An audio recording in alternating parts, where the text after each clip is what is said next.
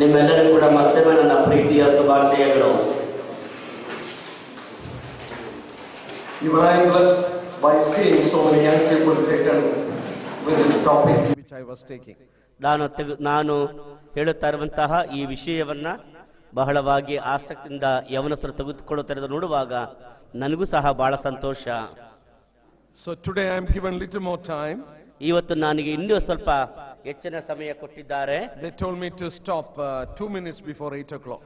ಅವ್ರು ನನಗೆ ಹೇಳಿದ್ರು 8 ಗಂಟೆಗೆ 2 ನಿಮಿಷ ಇರುವಾಗ ನಿಲ್ಲಿಸ್ರಿ ಎಂಬುದಾಗಿ. So I will use all the time to convey these truths.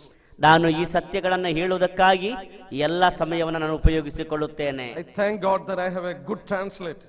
ನಾನು ದೇವರಿಗೆ ನಾನು ಕೃತಜ್ಞತೆ ಹೇಳುತ್ತೇನೆ, ನನಗೊಬ್ಬ ಒಳ್ಳೆಯ ಭಾಷಾಂತರಕಾರರಿದ್ದಾರೆ. He was my translator for a big meeting in Bangalore. ಬೆಂಗಳೂರಿನಲ್ಲಿ ನಡೆದಂತಹ ಒಂದು ಸಮ್ಮೇಳನದಲ್ಲಿ ನನಗೆ ಇವರು ಭಾಷಾಂತರಕಾರನಾಗಿದ್ದನು. Yesterday God has brought him also again for my translation. ಮತ್ತೆ ನನ್ನ ಈ ಭಾಷಾಂತರಕ್ಕಾಗಿ ಕರ್ತನು ಇಲ್ಲಿಗೆ ಬರಮಾಡಿದ್ದಾನೆ. Let's come back to the scriptures. ನಾವು ದೇವರ ವಾಕ್ಯಕ್ಕೆ ಪುನಃ ಹಿಂತಿರುಗಿ ಬರೋಣ. We were looking into the history of Israel. ನಾವು ಇಸ್ರಾಯೇಲ್ನ ಚರಿತ್ರೆಯನ್ನು ನೋಡುತ್ತಾ ಇದ್ದೇವೆ. I didn't go into other topics because I don't want you to be confused. At least I wanted you to understand what is happening in relation to Israel and the current events. ನಾನು ಇತರ ವಿಷಯಗಳಿಗೆ ನಾನು ಹೋಗಿಲ್ಲ, ಯಾಕಂದ್ರೆ ಒಂದು ವೇಳೆ ಇತರ ವಿಷಯಗಳಿಗೆ ಹೋದ್ರೆ ನಿಮಗೆ ಒಂದು ರೀತಿಯ ಗೊಂದಲ ಉಂಟಾಗಬಹುದೆಂಬುದಾಗಿ. ಆದ್ದರಿಂದಲೇ ಇವತ್ತಿನ ವರ್ತಮಾನ ಕಾಲದಲ್ಲಿ ನಡೆಯುತ್ತಿರುವಂತಹ ಘಟನೆಗಳ ಎಲ್ಲ ಆಧಾರಗಳಲ್ಲಿಯೂ ಕೂಡ ಇಸ್ರೇಲನ್ನೇ ಪ್ರಾಮುಖ್ಯವಾಗಿ ತೆಗೆದುಕೊಂಡು ಹೇಳುತ್ತಿದ್ದೇನೆ. Some has come and asked me about charismatic movement, whether I can provide to line it 1 hour. ಕೆಲವರು ನನ್ನ ಬಳಿಗೆ ಬಂದವರಾಗಿ ಕ್ಯಾರಿಸ್ಮ್ಯಾಟಿಕ್ ಮೂವ್ಮೆಂಟ್ ಅನ್ನುವಂತಹ ಒಂದು ಪೆಂಟಿಕಾಸ್ಟಲ್ ಪಂಗಡದ ಕುರಿತಾಗಿ ಕೇಳಿದರು. ಅದನ್ನು ನಾನು ವಿವರಿಸಿ ಹೇಳುವುದಕ್ಕೆ 1 ಗಂಟೆಯಾದರೂ ಬೇಕು. If you call me again, I will come and take that topic. ಇನ್ನೊಮ್ಮೆ ನೀವು ನನ್ನನ್ನು ಕರೆದ್ರೆ ನಾನು ಬಂದು ಆ ವಿಷಯವನ್ನು ತೆಗೆದುಕೊಳ್ಳುತ್ತೇನೆ. So let me come to that topic again. ನಾನು ವಿಷಯಕ್ಕೆ ಬರುತ್ತೇನೆ. We were studying how God has brought them back. ದೇವರು ಅವರನ್ನು ಯಾವ ರೀತಿಯಲ್ಲಿ ಹಿಂತಿರುಗಿ ಬರಮಾಡಿದನು ಎಂಬುದನ್ನು ನಾವು ನೋಡಿದ್ದೇವೆ. Very clearly scripture says it is God who scattered Israelites throughout the world and it is God who brought them back. ದೇವರ ವಾಕ್ಯ ಬಹಳ ಸ್ಪಷ್ಟವಾಗಿ ಹೇಳುತ್ತದೆ, ಅವರನ್ನ ಆ ದೇಶದಿಂದ ಬೇರೆ ಬೇರೆ ಸ್ಥಳಗಳಿಗೆ ಚದುರಿಸಿದವನು ಕೂಡ ದೇವರೇ, ಹಾಗೆಯೇ ಬೇರೆ ಬೇರೆ ದೇಶಗಳಿಂದ ಅವರನ್ನ ಪುನಃ ಅವರ ದೇಶಕ್ಕೆ ಬರಮಾಡಿದವನು ಕೂಡ ದೇವರೇ ಆಗಿದ್ದಾನೆ. Most of the people don't understand that it is God's work. ಅನೇಕ ಜನರು ಇದು ದೇವರ ಕಾರ್ಯ ಎಂಬುದನ್ನ ಅರ್ಥ ಮಾಡಿಕೊಳ್ಳುತ್ತಿಲ್ಲ. Many think that it has happened because of Second World War and it just happened in the history. ಎರಡನೇ ಪ್ರಪಂಚ ಮಹಾಯುದ್ಧವನ್ನು ನೋಡುವಾಗ ಅದು ಇದ್ದಕ್ಕಿದ್ದಾಗೆ ಹಾಗೆಯೇ ನಡೆಯಿತು ಎಂಬುದಾಗಿ ಅನೇಕರು ಅರ್ಥ ಮಾಡಿಕೊಳ್ಳುತ್ತಾರೆ, ಯೋಚಿಸುತ್ತಾರೆ. Only God's people can understand that it is the hand of God. ಕೇವಲ ದೇವಜನರು ಮಾತ್ರವೇ ಇದರಲ್ಲಿ ದೇವರ ಹಸ್ತ ಇದೆ ಅನ್ನುವುದನ್ನ ಅರ್ಥ ಮಾಡಿಕೊಳ್ಳುತ್ತಾರೆ. That is the reason most of the people in the world they are against Israel. ಆ ಕಾರಣದಿಂದಾಗಿಯೇ ಪ್ರಪಂಚದಲ್ಲಿರುವಂತಹ ಹೆಚ್ಚಾದಂತ ದೇಶಗಳ ಜನರು ಇಸ್ರೇಲ್ಗೆ ವಿರುದ್ಧವಾಗಿಯೇ ಇದ್ದಾರೆ. I will take the topic tomorrow morning. ನಾಳೆ ಬೆಳಗ್ಗೆ ನಾನು ಆ ವಿಷಯವನ್ನು ತೆಗೆದುಕೊಳ್ಳುತ್ತೇನೆ. Only Bible believing people, they are the one who is supporting Israel. ಈ ಒಂದು ಸತ್ಯವೇದವನ್ನ ಬೈಬಲ್ನ ಪ್ರೀತಿ ಮಾಡುವಂತ ಜನರು ಮಾತ್ರವೇ ಇಸ್ರಾಯೇಲನ್ನ ಬೆಂಬಲಿಸುವವರಾಗಿದ್ದಾರೆ. Because others cannot understand God's program and Israel.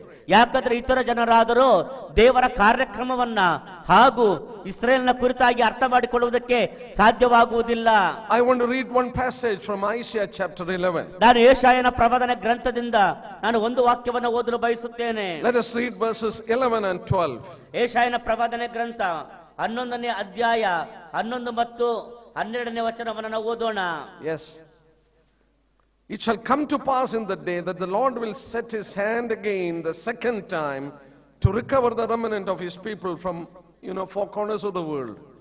ಆ ದಿನದಲ್ಲಿ ಕರ್ತನು ತನ್ನ ಜನಶೇಷವನ್ನ ಬಿಡಿಸುವುದಕ್ಕೆ ಎರಡನೇ ಸಾರಿ ಕೈ ಹಾಕಿ ಅಶ್ಶೂರ, ಐಗುಪ್ತ, ಪತ್ರೋಸ್, ಕೂಷ್, ಏಲಾಮ್, ಶಿನಾರ್, ಹಮಾತ್, ಸಮುದ್ರದ ಕರಾವಳಿ ಈ ಸ್ಥಳಗಳಲ್ಲಿ ಉಳಿದವರನ್ನು ಬರಮಾಡಿಕೊಳ್ಳುವನು. Now look at verses 12. 12ನೇ ವಚನವನ್ನು ನೋಡಿರಿ. He will set up a banner for the nations and will assemble the outcast of Israel and gather together dispersed of Judah from the four corners of the earth. ಅವನು ಜನಾಂಗಗಳಿಗೆ ಧ್ವಜವನ್ನೆತ್ತಿ ಇಸ್ರಾಯೇಲರಲ್ಲಿ ಸೆರೆಗೆ ಒಯ್ಯಲ್ಪಟ್ಟವರನ್ನು ಯಹೂದದಿಂದ ಚದುರಿದವರನ್ನು ಭೂಮಿಯ ಚತುರ್ದಿಕ್ಕುಗಳಿಂದಲೂ ಕೂಡಿಸಿಕೊಳ್ಳುವನು. There is a banner behind me. ನನ್ನ ಹಿಂದೆ ಒಂದು ಬಾವುಟ banner ಹಾಕಲ್ಪಟ್ಟಿದೆ. It is written that it is YMEF Karnataka Youth Retreat. ಅದರಲ್ಲಿ YMF ಕರ್ನಾಟಕ ಯವನಸ್ಥರ ಶಿಬಿರ ಎಂಬುದಾಗಿ ಬರೆಯಲ್ಪಟ್ಟಿದೆ. We see many banners are raised. ನಾವು ಇತರರ ಅನೇಕ ಧ್ವಜಗಳನ್ನು ಕೂಡ ನೋಡುತ್ತೇವೆ. But in verses 12 it says, He has raised a banner for the nations. 12ನೇ ವಚನ ನೋಡುವಾಗ ಅವನು ತಾನೇ ಆ ಜನಗಳಿಗೆ ಧ್ವಜವನ್ನ ಎತ್ತಿದ್ದಾನೆ. God has raised a banner for the nations. ದೇವರು ತಾನೇ ಜನಾಂಗಗಳಿಗೆ ಒಂದು ಧ್ವಜವನ್ನ ಎತ್ತಿದ್ದಾನೆ. He is asking people to read what he has written. ಆತನೇನು ಬರೆದಿದ್ದಾನೋ ಅದನ್ನು ಓದಬೇಕೆಂಬುದಾಗಿ ಜನರನ್ನ ಆತನು ಕೇಳಿಕೊಳ್ಳುತ್ತಿದ್ದಾನೆ. What is that banner? ಆ ಒಂದು ಧ್ವಜ ಏನಾಗಿದೆ? We read that banner is the bringing back of Israel from four corners. ಆ ಧ್ವಜ ಏನಂತ ಹೇಳಿದ್ರೆ ಭೂಮಿಯ 4 ದಿಕ್ಕುಗಳಿಂದ ಚತುರ್ದಿಕ್ಕುಗಳಿಂದಲೂ ಕೂಡ ತನ್ನ ಜನರಾದ ಇಸ್ರಾಯೇಲರನ್ನ ಪುನಃ ಬರಮಾಡುವುದೇ ಆಗಿದೆ. You travel to any parts of the world. ನೀವು ಪ್ರಪಂಚದ ಯಾವುದೇ ಭಾಗಗಳಿಗೆ ನೀವು ಪ್ರಯಾಣ ಮಾಡಿರಿ. Any medias, always news of Israel is broadcasted. ಯಾವುದೇ ಒಂದು ಮಾಧ್ಯಮಗಳನ್ನ ನೋಡಿರಿ, ಟಿವಿ ಮಾಧ್ಯಮವು, ರೇಡಿಯೋ ಯಾವುದೇ ಮಾಧ್ಯಮವಾದರೂ ಕೂಡ ಇಸ್ರಾಯೇಲ್ನ ಕುರಿತಾದಂತಹ ವರ್ತಮಾನವನ್ನು ಪ್ರಸಾರ ಮಾಡುತ್ತಲೇ ಇರುತ್ತವೆ. A tiny country but always in the forefront of the world news. ಚಿಕ್ಕ ದೇಶ ಆದರೂ ಕೂಡ ಪ್ರಪಂಚದ ಮೂಲೆಗಳಲ್ಲಿರುವಂತಹ ಮಾಧ್ಯಮಗಳಲ್ಲಿಯೇ ಹೆಚ್ಚಾಗಿ ಬಿತ್ತರಗೊಳ್ಳುತ್ತಿರುವ ಪ್ರಸಾರವಾಗುತ್ತಿರುವಂತಹ ಆ ವಿಷಯವೇ ಈ Israel ದೇಶದ್ದೇ. Because they are a banner for the nations. They are a banner for the nations. ಯಾಕಂದ್ರೆ ಅವರೇ ಅನೇಕ ದೇಶಗಳಿಗೆ ಧ್ವಜವಾಗಿದ್ದಾರೆ. Let us try to understand this verse. ನಾವು ಈ ವಚನಗಳನ್ನು ಅರ್ಥ ಮಾಡಿಕೊಳ್ಳಲು ಪ್ರಯತ್ನಿಸೋಣ. We read in verses 11. ನಾವು 11ನೇ ವಾಕ್ಯದಲ್ಲಿ ಓದಿದ್ದೇವೆ, The Lord has set his hand the second time. ದೇವರು 2ನೇ ಸಾರಿ ಆತನು ಆ ಕೆಲಸಕ್ಕೆ ಕೈ ಹಾಕಿದ್ದಾನೆ. God is telling how he has brought them back. ದೇವರು ಅವರನ್ನ ಯಾವ ರೀತಿಯಲ್ಲಿ ಹಿಂತಿರುಗಿ ಬರ ಮಾಡಿದನು ಎಂಬುದನ್ನ ಆತನು ಹೇಳುತ್ತಿದ್ದಾನೆ. If he has set the second time his hand, ಆತನು 2ನೇ ಸಾರಿ ಆತನು ಆ ಕಾರ್ಯಕ್ಕೆ ಕೈ ಹಾಕಿದನು ಎಂಬುದಾಗಿ ಹೇಳಿದರೆ, he has set his hand first time. ಆತನು ಅದಕ್ಕಿಂತಲೂ ಮೊದಲನೇ ಸಾರಿ ಆತನು ಒಂದು ಕಾರ್ಯಕ್ಕೆ ಕೈ ಹಾಕಿದ್ದನು ಎಂಬುದಾಗಿ ಅರ್ಥವಾಗುತ್ತದೆ. When was it? ಅದು ಯಾವಾಗ? Look at verses 16. 16ನೇ ವಚನವನ್ನು ನೋಡಿರಿ. That was the time when he brought them back from Egypt. ಆ ಸಮಯದಲ್ಲಿ ಆತನು ಆ ಇಸ್ರಾಯೇಲ್ ಜನರನ್ನ ಐಗುಪ್ತದಿಂದ ಬರಮಾಡಿದ್ದನು. We will see the verses in Exodus. ನಾವು ವಿಮೋಚನಕಾಂಡ ಪುಸ್ತಕದಲ್ಲಿ ವಾಕ್ಯ ಭಾಗಗಳನ್ನು ನೋಡುತ್ತೇವೆ. What is the meaning of God's hand? ದೇವರ ಕೈಗಳು ಎಂಬುದಾಗಿ ಹೇಳಿದರೆ ಅರ್ಥವೇನು? There are a lot of meanings in the scriptures. ದೇವರ ವಾಕ್ಯದಲ್ಲಿ ಅದಕ್ಕೆ ಅನೇಕವಾದ ಅರ್ಥಗಳು ಇವೆ. When God says about his right hand, ದೇವರು ತನ್ನ ಬಲಗೈಯ ಕುರಿತಾಗಿ ಮಾತನಾಡುವಾಗ it shows his power. ಅದು ಆತನ ಆ ಒಂದು ಶಕ್ತಿಯನ್ನ ಬಲವನ್ನ ತೋರಿಸುತ್ತದೆ. His hand always shows the power. ಆತನ ಕೈಗಳು ಯಾವಾಗಲೂ ಕೂಡ ಆತನ ಬಲವನ್ನ ಶಕ್ತಿಯನ್ನ ತೋರ್ಪಡಿಸುತ್ತದೆ. I stretch my hand to bring them back. ನಾನು ಅವರನ್ನ ಕರೆತರುವುದಕ್ಕಾಗಿ ನನ್ನ ಕೈಯನ್ನು ಚಾಚುತ್ತೇನೆ ಎಂದು ಕರ್ತನು ಹೇಳುತ್ತಾನೆ. Let's read one verse from Exodus chapter 6. ವಿಮೋಚನಕಾಂಡ ಪುಸ್ತಕ 6ನೇ ಅಧ್ಯಾಯದ ವಾಕ್ಯವನ್ನು ಓದೋಣ. How did God bring them back from Egypt? ದೇವರು ಅವರನ್ನ ಐಗುಪ್ತ ದೇಶದಿಂದ ಹೇಗೆ ತಾನೇ ಅವರನ್ನ ಬರಮಾಡಿದನು? Look at chapter 6 and verses 1. 6ನೇ ಅಧ್ಯಾಯದ ಮೊದಲನೇ ವಚನವನ್ನು ನೋಡಿರಿ.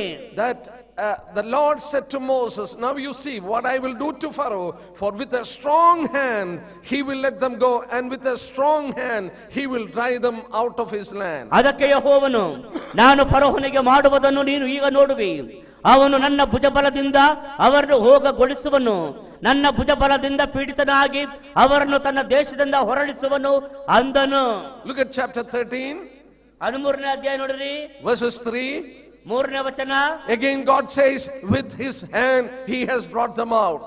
ಮತ್ತೊಮ್ಮೆ ಕರ್ತನು ಹೇಳುತ್ತಾನೆ, ಆತನ ಕೈಗಳಿಂದಲೇ ಅವರನ್ನ ಕರೆತರುತ್ತಾನೆ. Look at verses 14. 14ನೇ ವಚನವನ್ನು ನೋಡಿರಿ. Again he says he has brought them from out of the house of bondage with his hand. ಆತನು ತನ್ನ ಭುಜಬಲದಿಂದಲೇ ಆ ಜನರನ್ನ ಆತನು ಆ ಐಗುಪ್ತ ದೇಶದೊಳಗಿಂದ ಬರಮಾಡಿದನು ಅಥವಾ ಬಿಡಿಸಿದನು ಎಂಬುದಾಗಿ ಹೇಳುತ್ತಾನೆ. Look at verses 16. 16ನೇ ವಚನ ನೋಡಿರಿ. Not by your strength, but by the hand of the Lord he has brought you out of Egypt. ನಿಮ್ಮ ಶಕ್ತಿಯಿಂದಲ್ಲ, ಬದಲಾಗಿ ಆತನು ತನ್ನ ಭುಜಬಲದಿಂದಲೇ ನಿಮ್ಮನ್ನ ಐಗುಪ್ತದಿಂದ ಬರಮಾಡಿದ್ದಾನೆ. Imagine they were slaves in Egypt. ನೀವು ಊಹಿಸಿಕೊಳ್ಳಿರಿ, ಅವರು ಐಗುಪ್ತದಲ್ಲಿ ದಾಸರಾಗಿದ್ದರು. I have gone many times to Egypt. ನಾನು ಅನೇಕ ಸಾರಿ ಐಗುಪ್ತ ದೇಶಕ್ಕೆ ಹೋಗಿದ್ದೇನೆ. I have seen Pharaoh's burial places. ನಾನು ಫರೋಹನ ಸಮಾಧಿ ಸ್ಥಳಗಳನ್ನ ನೋಡಿದ್ದೇನೆ. You have heard about Giza pyramid.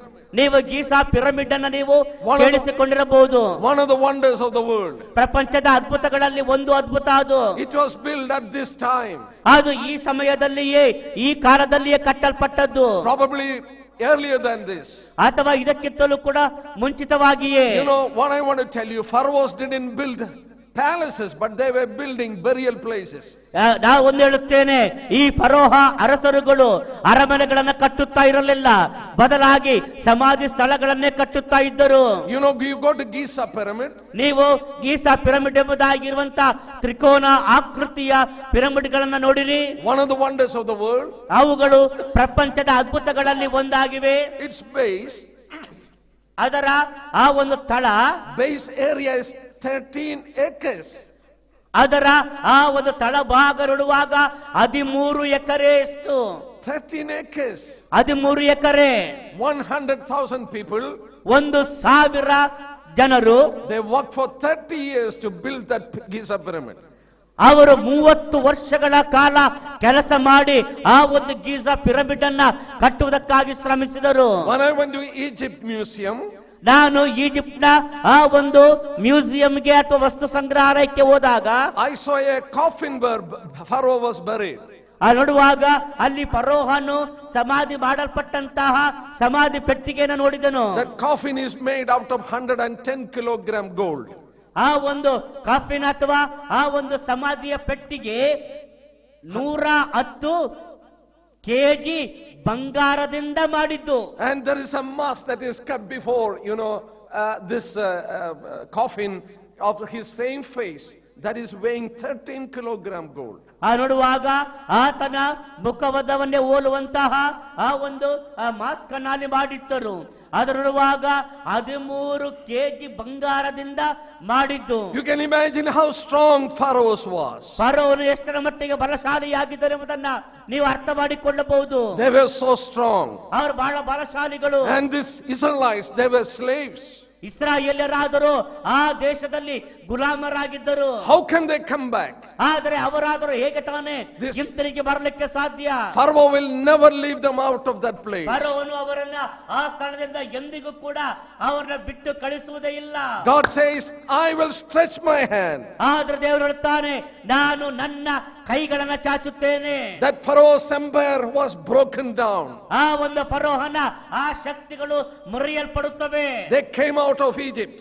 ಅವರು ಐಗುಪ್ತದಿಂದ ಹೊರ ಬಂದರು. We saw he has stretched his hand second time. ನಾವು ನೋಡಿದ್ದೇವೆ, ದೇವರು ತನ್ನ ಕೈಗಳನ್ನ 2ನೇ ಸಾರಿ ಚಾಚಿದ್ದಾನೆ. But one thought came to my mind. ಒಂದು ಆಲೋಚನೆ ನನ್ನ ಮನಸ್ಸಿಗೆ ಬಂದಿತು. That has struck me very well. ಅದು ನನ್ನನ್ನು ಬಹಳವಾಗಿ ಹಿಡಿದಿಟ್ಟುಕೊಂಡಿತ್ತು. Why did God stretch his hand first time and second time? ದೇವರು ಯಾಕೆ ಮೊದಲನೇ ಸಾರಿ ಹಾಗೂ 2ನೇ ಸಾರಿ ತನ್ನ ಕೈಗಳನ್ನ ಚಾಚಿದನು? Yes, look at chapter 6. ನೋಡ್ರಿ 6ನೇ ಅಧ್ಯಾಯ. As these Israelites, you know, they were slaves in Egypt. ಈ ಇಸ್ರಾಯೇಲ್ಯರು ಐಗುಪ್ತ ದೇಶದಲ್ಲಿ ಗುಲಾಮರಾಗಿದ್ದಾಗ, look at chapter 6 and verses 5. ನೋಡುವಾಗ 6ನೇ ಅಧ್ಯಾಯ ಅದರ 5ನೇ ವಚನವನ್ನು ನೋಡಿರಿ. I have also heard the groaning of the children of Israel, whom the Egyptians keep in bondage, and I have remembered my covenant. ಐಗುಪ್ತರು ದಾಸರನ್ನಾಗಿ ಮಾಡಿಕೊಂಡಿರುವ ಇಸ್ರಾಯೇಲ್ಯರ ಗೋಳು ಈಗ ನನಗೆ ಕೇಳಿಸಿತು.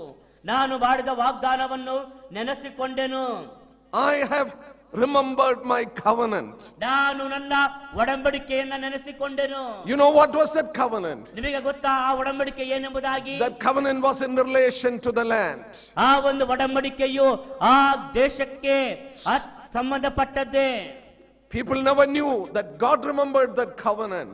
ಜನರಿಗೆ ಅದರ ಜ್ಞಾಪಕವಿಲ್ಲ, ಆದರೆ ಆ ಒಡಂಬಡಿಕೆಯನ್ನು ದೇವರು ನೆನೆಸಿಕೊಂಡನು.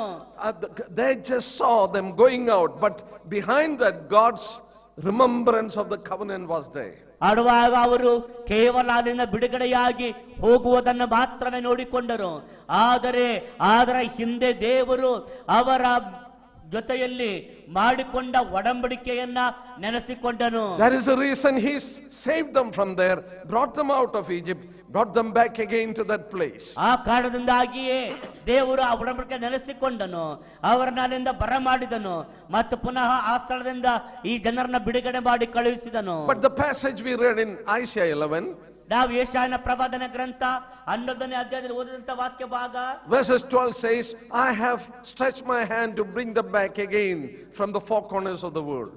ಆ ನೋಡುವಾಗ ಯೆಶಾಯನ ಪ್ರವಾದನ ಗ್ರಂಥ 11ನೇ ಅಧ್ಯಾಯದಲ್ಲಿ ನೋಡುತ್ತಾ ಬಂದ ಹಾಗೆ ಆ ದಿನದಲ್ಲಿ ಕರ್ತನು ತನ್ನ ಜನಶೇಷವನ್ನ ಬಿಡಿಸಿಕೊಳ್ಳುವುದಕ್ಕೆ ಎರಡನೇ ಸಾರಿ ಕೈ ಹಾಕಿದನು. Now I want to point out to you, why did God bring them back now?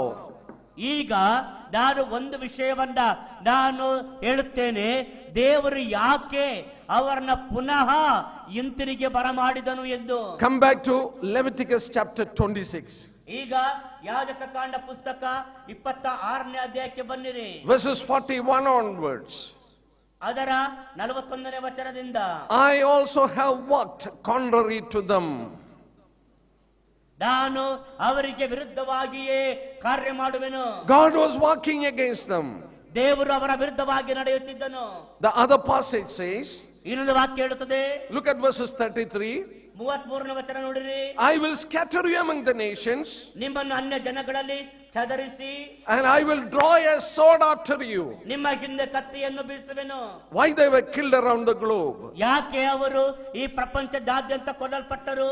God has drawn a sword after them. ಯಾಕಂದ್ರೆ ದೇವರು ಅವರ ಹಿಂದೆ ಕತ್ತಿಯನ್ನ ಬೀಸಿದನು. ಆದ್ದರಿಂದಲೇ He never shown any grace to them. ಆತನು ಅವರಿಗೆ ಯಾವುದೇ ಕೃಪೆಯನ್ನ ತೋರಿಸಲಿಲ್ಲ. Because God sent His Son into their midst. ಯಾಕಂದ್ರೆ ದೇವರು ತನ್ನ ಕುಮಾರನನ್ನೇ ಅವರ ಮಧ್ಯದಲ್ಲಿ ಕಳುಹಿಸಿದನು. They cried aloud, we don't want him, crucify him. ಅವರು ಕೂಗಿದರು, ನಮಗೆ ಈತನು ಬೇಡ, ಆತನ ಶಿಲುಬೆಗೇರಿಸು ಎಂದು. Let his blood come upon us and our children. ಆ ಒಂದು ರಕ್ತಾಪರಾಧವು ನಮ್ಮ ಮೇಲೆಯೂ ನಮ್ಮ ಮಕ್ಕಳ ಮೇಲೆಯೂ ಬರಲಿ ಅಂದರು. Verse 41 says, 41ನೇ ವಚನ ಹೇಳುತ್ತದೆ, I walked against them. ನಾನು ಅವರ ವಿರುದ್ಧವಾಗಿ ಕಾರ್ಯ ಮಾಡುವೆನು. All these years God was against them. ಈ ಎಲ್ಲಾ ವರ್ಷಗಳು ದೇವರು ಅವರಿಗೆ ವಿರುದ್ಧವಾಗಿದ್ದನು. Now what happened? ಈಗ ಏನಾಯ್ತು? Look at that verse, second part of verse 41. 41ನೇ ವಚನದ ಎರಡನೇ ಭಾಗವನ್ನು ನಿಮ್ಮ ಬೈಬಲ್ ನಲ್ಲಿ ನೋಡಿರಿ. If their uncircumcised heart are humbled and they accept their guilt. Second part of verse 41. ನೋಡುವಾಗ ಒಪ್ಪಿ ತಮ್ಮ ಮೊಂಡವಾದ ಮನಸ್ಸನ್ನು ನನ್ನ ಆಜ್ಞೆಗೆ ಒಳಪಡಿಸಿ ತಮ್ಮ ಪಾಪದಿಂದುಂಟಾದ ಶಿಕ್ಷೆಯನ್ನ ಸ್ವೀಕರಿಸುವುದಾದರೆ. It doesn't say that they repent and come back to the Lord. ಅವರು ಮಾನಸಾಂತರ ಹೊಂದಿ ಅಥವಾ ಪಶ್ಚಾತ್ತಾಪ ಹೊಂದಿ ದೇವರ ಕಡೆಗೆ ಕೊಂಡರೆಂಬುದಾಗಿ ಹೇಳುತ್ತಾ ಇಲ್ಲ. If their uncircumcised heart is humbled, ಅವರೆಲ್ಲರೂ ಕೂಡ ಸುನ್ನತಿ ಮಾಡಲ್ಪಟ್ಟವರಾಗಿ ಅವರ ಹೃದಯವು ತಗ್ಗಿಸಲ್ಪಟ್ಟರೆ, then what will God do? ದೇವರೇನು ಮಾಡುತ್ತಾನೆ? Look at verse 42. 42ನೇ ವಚನವನ್ನು ನೋಡಿರಿ.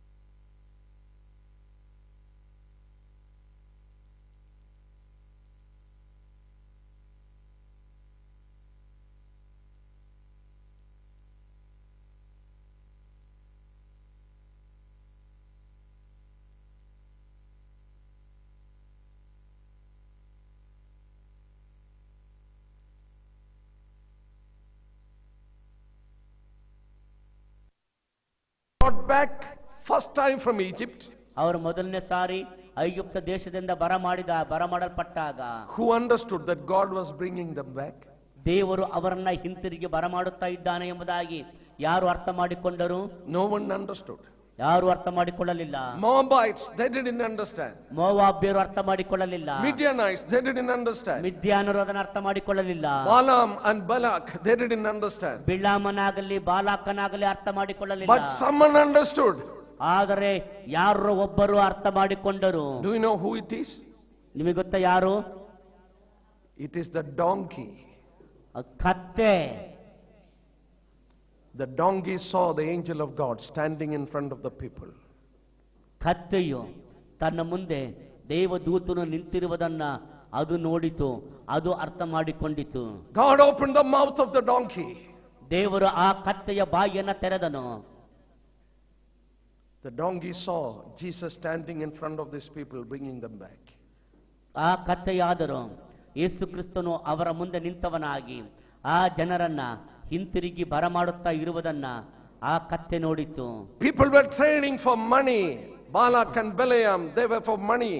ಆ ಬಾಲಾಕನು ಆ ಬಿಳಾಮನಾದರೂ ಹಣಕ್ಕೋಸ್ಕರವಾಗಿ ತೊರೆಯುತ್ತಾ ಇದ್ದರು. Today the people of the world, they want oil of Arabs and they don't understand these things. ಇವತ್ತು ನೋಡುವಾಗ ಈ ಪ್ರಪಂಚದ ಜನರು ಆ ಅರಬ್ನಲ್ಲಿರುವಂತಹ ಆ ಒಂದು ಎಣ್ಣೆಯನ್ನ ಅದಕ್ಕಾಗಿಯೇ ತೊರೆಯುತ್ತಾರೆ. Just like the donkey, only the children of God understand. It is the hand of God that is bringing these people back. ಕತ್ತೆಯ ಹಾಗೆಯೇ ಕೇವಲ ದೇವ ಜನರು ಮಾತ್ರವೇ ಅರ್ಥ ಮಾಡಿಕೊಳ್ಳಲು ಸಾಧ್ಯ. ದೇವರ ಹಸ್ತವೇ ಇವರನ್ನ ಪುನಃ ಬರಮಾಡುತ್ತಿದೆ ಎಂಬುದಾಗಿ. We know that they have come back because of God. ನೋಡುವಾಗ ದೇವರಿಂದಾಗಿಯೇ ಅವರು ಪುನಃ ಹಿಂತಿರುಗಿ ತರಲ್ಪಡುತ್ತಿದ್ದಾರೆ. Why has they come back? ಅವರು ಯಾಕೆ ಬಂದರು ಹಿಂತಿರುಗಿ? We saw in the beginning there, Jewish people and Gentiles were, they were the two groups in the Old Testament time. ನಾನು ಹೇಳಿದ ಹಾಗೆ ಹಳೆ ಒಡಂಬಡಿಕೆ ಕಾಲದಲ್ಲಿ ಎರಡು ಗುಂಪಿನ ಜನರಿದ್ದರು, ಒಂದು ಯಹೂದ್ಯರು ಮತ್ತೆ ಅನ್ಯರು. Day of the Pentecost, church program started. ಪಂಚಾಶತ್ತಮ ಹಬ್ಬದ ದಿವಸದಿಂದ ಸಭೆಯ ಕಾರ್ಯಕ್ರಮ ಪ್ರಾರಂಭವಾಯಿತು. It is going to be over. ನೋಡುವಾಗ ಅದು ಕೂಡ ಮುಕ್ತಾಯವಾಗಲಿಕ್ಕೆ ಇದೆ. Church will be taken up by rapture, then God has to deal with Jewish people. ಸಭೆಯು ಅದು ಎತ್ತಲ್ಪಡುತ್ತದೆ. ಸಭೆ ಎತ್ತಲ್ಪಟ್ಟ ನಂತರ ಪುನಃ ಕರ್ತನು ಯಹೂದ್ಯ ಜನರೊಂದಿಗೆ ವ್ಯವಹರಿಸುತ್ತಾನೆ. Turn to Romans chapter 11. ರೋಮ ಪತ್ರಿಕೆ 11ನೇ ಅಧ್ಯಾಯಕ್ಕೆ ತೆರೆಯಿರಿ. Paul is asking us a question. ಅಲ್ಲಿ ಪೌಲನು ಒಂದು ಪ್ರಶ್ನೆ ಕೇಳುತ್ತಿದ್ದಾನೆ. Chapter 9, 10 and 11 of Romans, chapter 9, 10 and 11 is teaching about Jewish people. ರೋಮಪುರಬರ ಪತ್ರಿಕೆ 9ನೇ ಅಧ್ಯಾಯ, 10ನೇ ಅಧ್ಯಾಯ ಮತ್ತು 11ನೇ ಅಧ್ಯಾಯ, ಈ ಮೂರು ಅಧ್ಯಾಯಗಳು ಇಸ್ರಾಯೇಲ್ ಜನರ ಕುರಿತಾಗಿ ಮಾತನಾಡುತ್ತದೆ. Look at Romans chapter 11. ರೋಮ ಪತ್ರಿಕೆ 11ನೇ ಅಧ್ಯಾಯವನ್ನು ನೋಡಿರಿ. And Paul is asking a question in verses 15. ಅಲ್ಲಿ 15ನೇ ವಚನದಲ್ಲಿ ಪೌಲನು ಪ್ರಶ್ನೆ ಕೇಳುತ್ತಿದ್ದಾನೆ. We need to answer for that.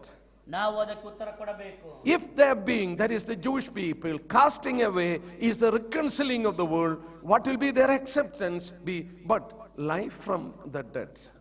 ಯಾಕಂದರೆ ಇಸ್ರಾಯೇಲರನ್ನ ತಳ್ಳುವುದರಿಂದ ಲೋಕವು ದೇವರ ಸಂಗಡ ಸಮಾಧಾನವಾಗುವುದಕ್ಕೆ ಮಾರ್ಗವಾದ ಮೇಲೆ ಅವರನ್ನು ಸೇರಿಸಿಕೊಳ್ಳುವುದರಿಂದ ಏನಾಗುವುದು? ಸತ್ತವರು ಜೀವಿತರಾಗಿ ಎದ್ದು ಬಂದಂತಾಗುವುದಲ್ಲವೇ? When Jesus came into this world, ನಿಮಗೆ ಗೊತ್ತಾ, ಯೇಸು ಈ ಲೋಕಕ್ಕೆ ಬಂದಾಗ he didn't send his disciples unto Gentiles. ಆತನು ತನ್ನ ಶಿಷ್ಯರನ್ನ ಅನ್ಯರ ಬಳಿಗೆ ಕಳುಹಿಸಲಿಲ್ಲ. He sent his disciples unto the house of Israel. ಆತನು ಯಹೂದ್ಯರ ಮನೆಗೆ ತನ್ನ ಶಿಷ್ಯರನ್ನ ಕಳುಹಿಸಿದನು. Jesus came into their midst. ಯೇಸು ಅವರ ನಡುವೆ ಬಂದನು. He was working among the Jewish people. ಆತನು ಯಹೂದ್ಯ ಜನರ ನಡುವೆ ನಡೆದಾಡುತ್ತಿದ್ದನು. We read in John's Gospel that he has come into his own, but his own didn't receive him. ಆತನು ತನ್ನ ಸ್ವಂತ ಜನರ ಬಳಿಗೆ ಬಂದನು, ಆದರೆ ತನ್ನ ಸ್ವಂತದವರು ಆತನನ್ನ ಅಂಗೀಕರಿಸಲಿಲ್ಲ. Look at Matthew 10 and verses 5 and 6. ಮತ್ತಾಯನ ಬರೆದ ಸುವಾರ್ತೆ 10ನೇ ಅಧ್ಯಾಯ ಅದರ 5 ಮತ್ತು 6ನೇ ವಚನವನ್ನು ನೋಡಿರಿ. As Jesus was sending away his disciples, ಯೇಸು ಕ್ರಿಸ್ತನು ತನ್ನ ಶಿಷ್ಯರನ್ನ ಕಳುಹಿಸುತ್ತಿರುವಾಗ He commanded them not to go to the Gentiles but to the house of Israel. ಆತನು ಅವರಿಗೆ ಕಳುಹಿಸುವಾಗ ಅನ್ಯ ಜನಗಳ ಕಡೆಗೆ ಹೋಗಬೇಡಿರಿ, ಸಮಾರ್ಯರ ಊರೊಳಗೆ ಕಾಲಿಡಬೇಡಿರಿ, ಇವರನ್ನ ಬಿಟ್ಟು ತಪ್ಪಿಸಿಕೊಂಡ ಕುರಿಗಳಂತಿರುವ ಇಸ್ರಾಯೇಲನ ಮನೆತನದವರ ಬಳಿಗೆ ಹೋಗಿರಿ ಅಂದನು. His ministry was among the Jewish people. ಆತನ ಸೇವೆಯು ಯಹೂದ್ಯ ಜನರ ನಡುವೆ. But what happened? ಆದರೆ ಏನಾಯಿತು? They didn't accept him. ಅವರು ಆತನನ್ನ ಸ್ವೀಕಾರ ಮಾಡಿಕೊಳ್ಳಲಿಲ್ಲ. They crucified him. ಅವರು ಆತನನ್ನ ಶಿಲುಬೆಗೇರಿಸಿದರು. Turn with me to Matthew chapter 22. ಮತ್ತಾಯನ ಸುವಾರ್ತೆ 22ನೇ ಅಧ್ಯಾಯಕ್ಕೆ ತೆರೆಯಿರಿ. We will spend few minutes there. ನಾವು ಅಲ್ಲಿ ಕೆಲವು ನಿಮಿಷಗಳನ್ನು ಕಳೆಯೋಣ. It's a beautifully, it is told in this parable spoken by the Lord. ಈ ಒಂದು ಸಾಮ್ಯದಲ್ಲಿ ಕರ್ತನು ಹೇಳಿದಂತಹ ಈ ಒಂದು ಸಾಮ್ಯದಲ್ಲಿ ಬಹಳ ಸುಂದರವಾಗಿ ಬರೆದಿದ್ದಾನೆ. All those who have Bible, please look into that passage. Bible ಅನ್ನ ತಂದಿರುವವರೆಲ್ಲರೂ ಕೂಡ ಆ ವಾಕ್ಯ ಭಾಗವನ್ನ ಗಮನವಿಟ್ಟು ನೋಡಿರಿ. This is a parable of a prophetical truth. ಈ ಒಂದು ಸಾಮ್ಯವು ಅದು ಪ್ರವಾದನೆಯ ಸತ್ಯವನ್ನ ಒಳಗೊಂಡಿರುವ ಒಂದು ಸಾಮ್ಯ. Look at verses 2. ಎರಡನೇ ವಚನವನ್ನು ನೋಡಿರಿ. Kingdom of heaven is like a certain king who arranged a marriage or marriage feast for his son. ಪರಲೋಕ ರಾಜ್ಯವು ಮಗನಿಗೆ ಮದುವೆ ಮಾಡಿದ ಒಬ್ಬ ಅರಸನಿಗೆ ಹೋಲಿಕೆಯಾಗಿದೆ. Now we will read from verses 3. ನಾವು 3ನೇ ವಚನದಿಂದ ಓದೋಣ. He sent out his servants to call those who were invited to the wedding. ಅವನು ಮದುವೆಗೆ ಏಳಿಸಿಕೊಂಡವರನ್ನು ಕರೆಯುವುದಕ್ಕೆ ತನ್ನ ಆಳುಗಳನ್ನ ಕಳುಹಿಸಿದನು. They were not willing to come. ಆದರೆ ಬರುವುದಕ್ಕೆ ಅವರಿಗೆ ಮನಸ್ಸಿರಲಿಲ್ಲ. He sent his servants to call those who were already invited. ಈಗಾಗಲೇ ವಿವಾಹಕ್ಕೆ ಆಮಂತ್ರಿಸಲ್ಪಟ್ಟಂತ ಜನರನ್ನ ಕಳಿಸುವುದಕ್ಕಾಗಿ ಕರೆ ಕೊಡು ಬರುವುದಕ್ಕಾಗಿ ತನ್ನ ಆಳುಗಳನ್ನ ಕಳುಹಿಸಿದನು. Who was these people who were invited? ಈ ರೀತಿಯಲ್ಲಿ ಆಹ್ವಾನಿಸಲ್ಪಟ್ಟಂತ ಜನರು ಇವರು ಯಾರು? It was the Jewish people. ಅದು ಯಹೂದ ಜನರೇ. God himself called Abraham, Isaac and Jacob and their descendants. ದೇವರು ತಾನೇ ಅಬ್ರಹಾಮನನ್ನ, ಈಸಾಕನನ್ನ, ಯಾಕೋಬನನ್ನ ಮತ್ತು ಅವರ ಸಂತತಿಯವರನ್ನ ಕರೆದನು. They were the invited people. ಅವರೇ ಆಹ್ವಾನಿಸಲ್ಪಟ್ಟಂತ ಜನರು. He sent his servants to invite them. ಆತನು ತನ್ನ ಆಳುಗಳನ್ನ ಕಳುಹಿಸಿ ಅವರನ್ನ ಕರೆತರುವುದಕ್ಕಾಗಿ ಹೇಳಿದನು. We saw Jesus is sending his disciples into these people to call them. ನಾವು ನೋಡುತ್ತೇವೆ ಯೇಸು ಕ್ರಿಸ್ತನು ಆತನು ತನ್ನ ಶಿಷ್ಯರನ್ನು ಕಳುಹಿಸುವಾಗ ಆ ಇಸ್ರಾಯೇಲಿನ ಮನೆತನದವರ ಬಳಿಗೆ ಹೋಗಿರಿ ಎಂಬುದಾಗಿ ಅವರ ಬಳಿಗೆ ಹೇಳಿ ಕಳುಹಿಸಿದನು. They were not willing to come. ಅವರಿಗೆ ಬರಲಿಕ್ಕೆ ಮನಸ್ಸಿಲ್ಲ. That was the second invitation. ಅದು ಎರಡನೆಯ ಆಹ್ವಾನವಾಗಿತ್ತು. Now the third invitation. ಈಗ ಮೂರನೆಯ ಆಹ್ವಾನ. Look at verses 4. 4ನೇ ವಚನವನ್ನು ನೋಡಿ. Again he sent out other servants. Tell those who are invited, I have prepared my dinner. Oxes and fatted cows are killed. All things are ready. Come to the wedding. ತಿರುಗಿ ಬೇರೆ ಆಳುಗಳನ್ನು ಕರೆದು, ನೀವು ಊಟಕ್ಕೆ ಏಳಿಸಿಕೊಂಡವರ ಬಳಿಗೆ ಹೋಗಿ, ಈಗೋ ಅಡಿಗೆ ಸಿದ್ಧವಾಗಿದೆ, ನನ್ನ ಹೋರಿಗಳನ್ನು ಕೊಬ್ಬಿದ ಪಶುಗಳನ್ನು ಕೊಯ್ಸಿದ್ದೇನೆ, ಎಲ್ಲಾ ಸಿದ್ಧವಾಗಿದೆ, ಮದುವೆಯ ಊಟಕ್ಕೆ ಬನ್ನಿರೆಂಬುದಾಗಿ ಅವರಿಗೆ ಹೇಳಿರೆಂದು ಅಪ್ಪಣೆ ಕೊಟ್ಟು ಕಳುಹಿಸಿದನು. Oh, the third invitation. ಇಲ್ಲಿ ನೋಡುವಾಗ ಮೂರನೆಯ ಆಹ್ವಾನ.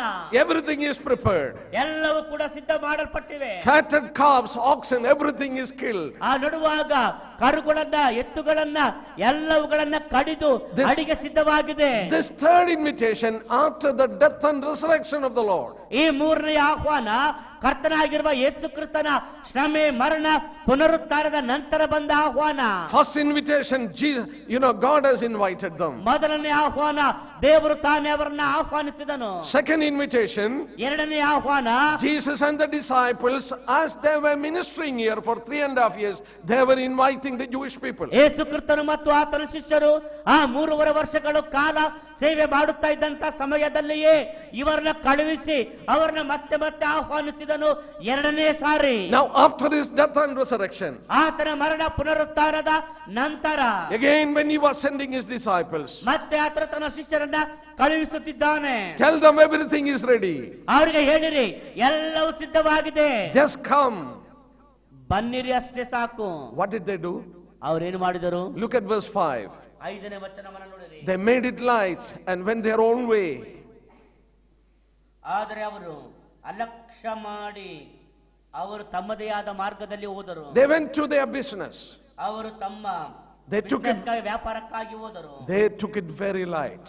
ಅವರು ಅದನ್ನ ಬಹಳ ಅಲಕ್ಷ್ಯ ಭಾವದಿಂದ ನೋಡಿದರು. It didn't stop there.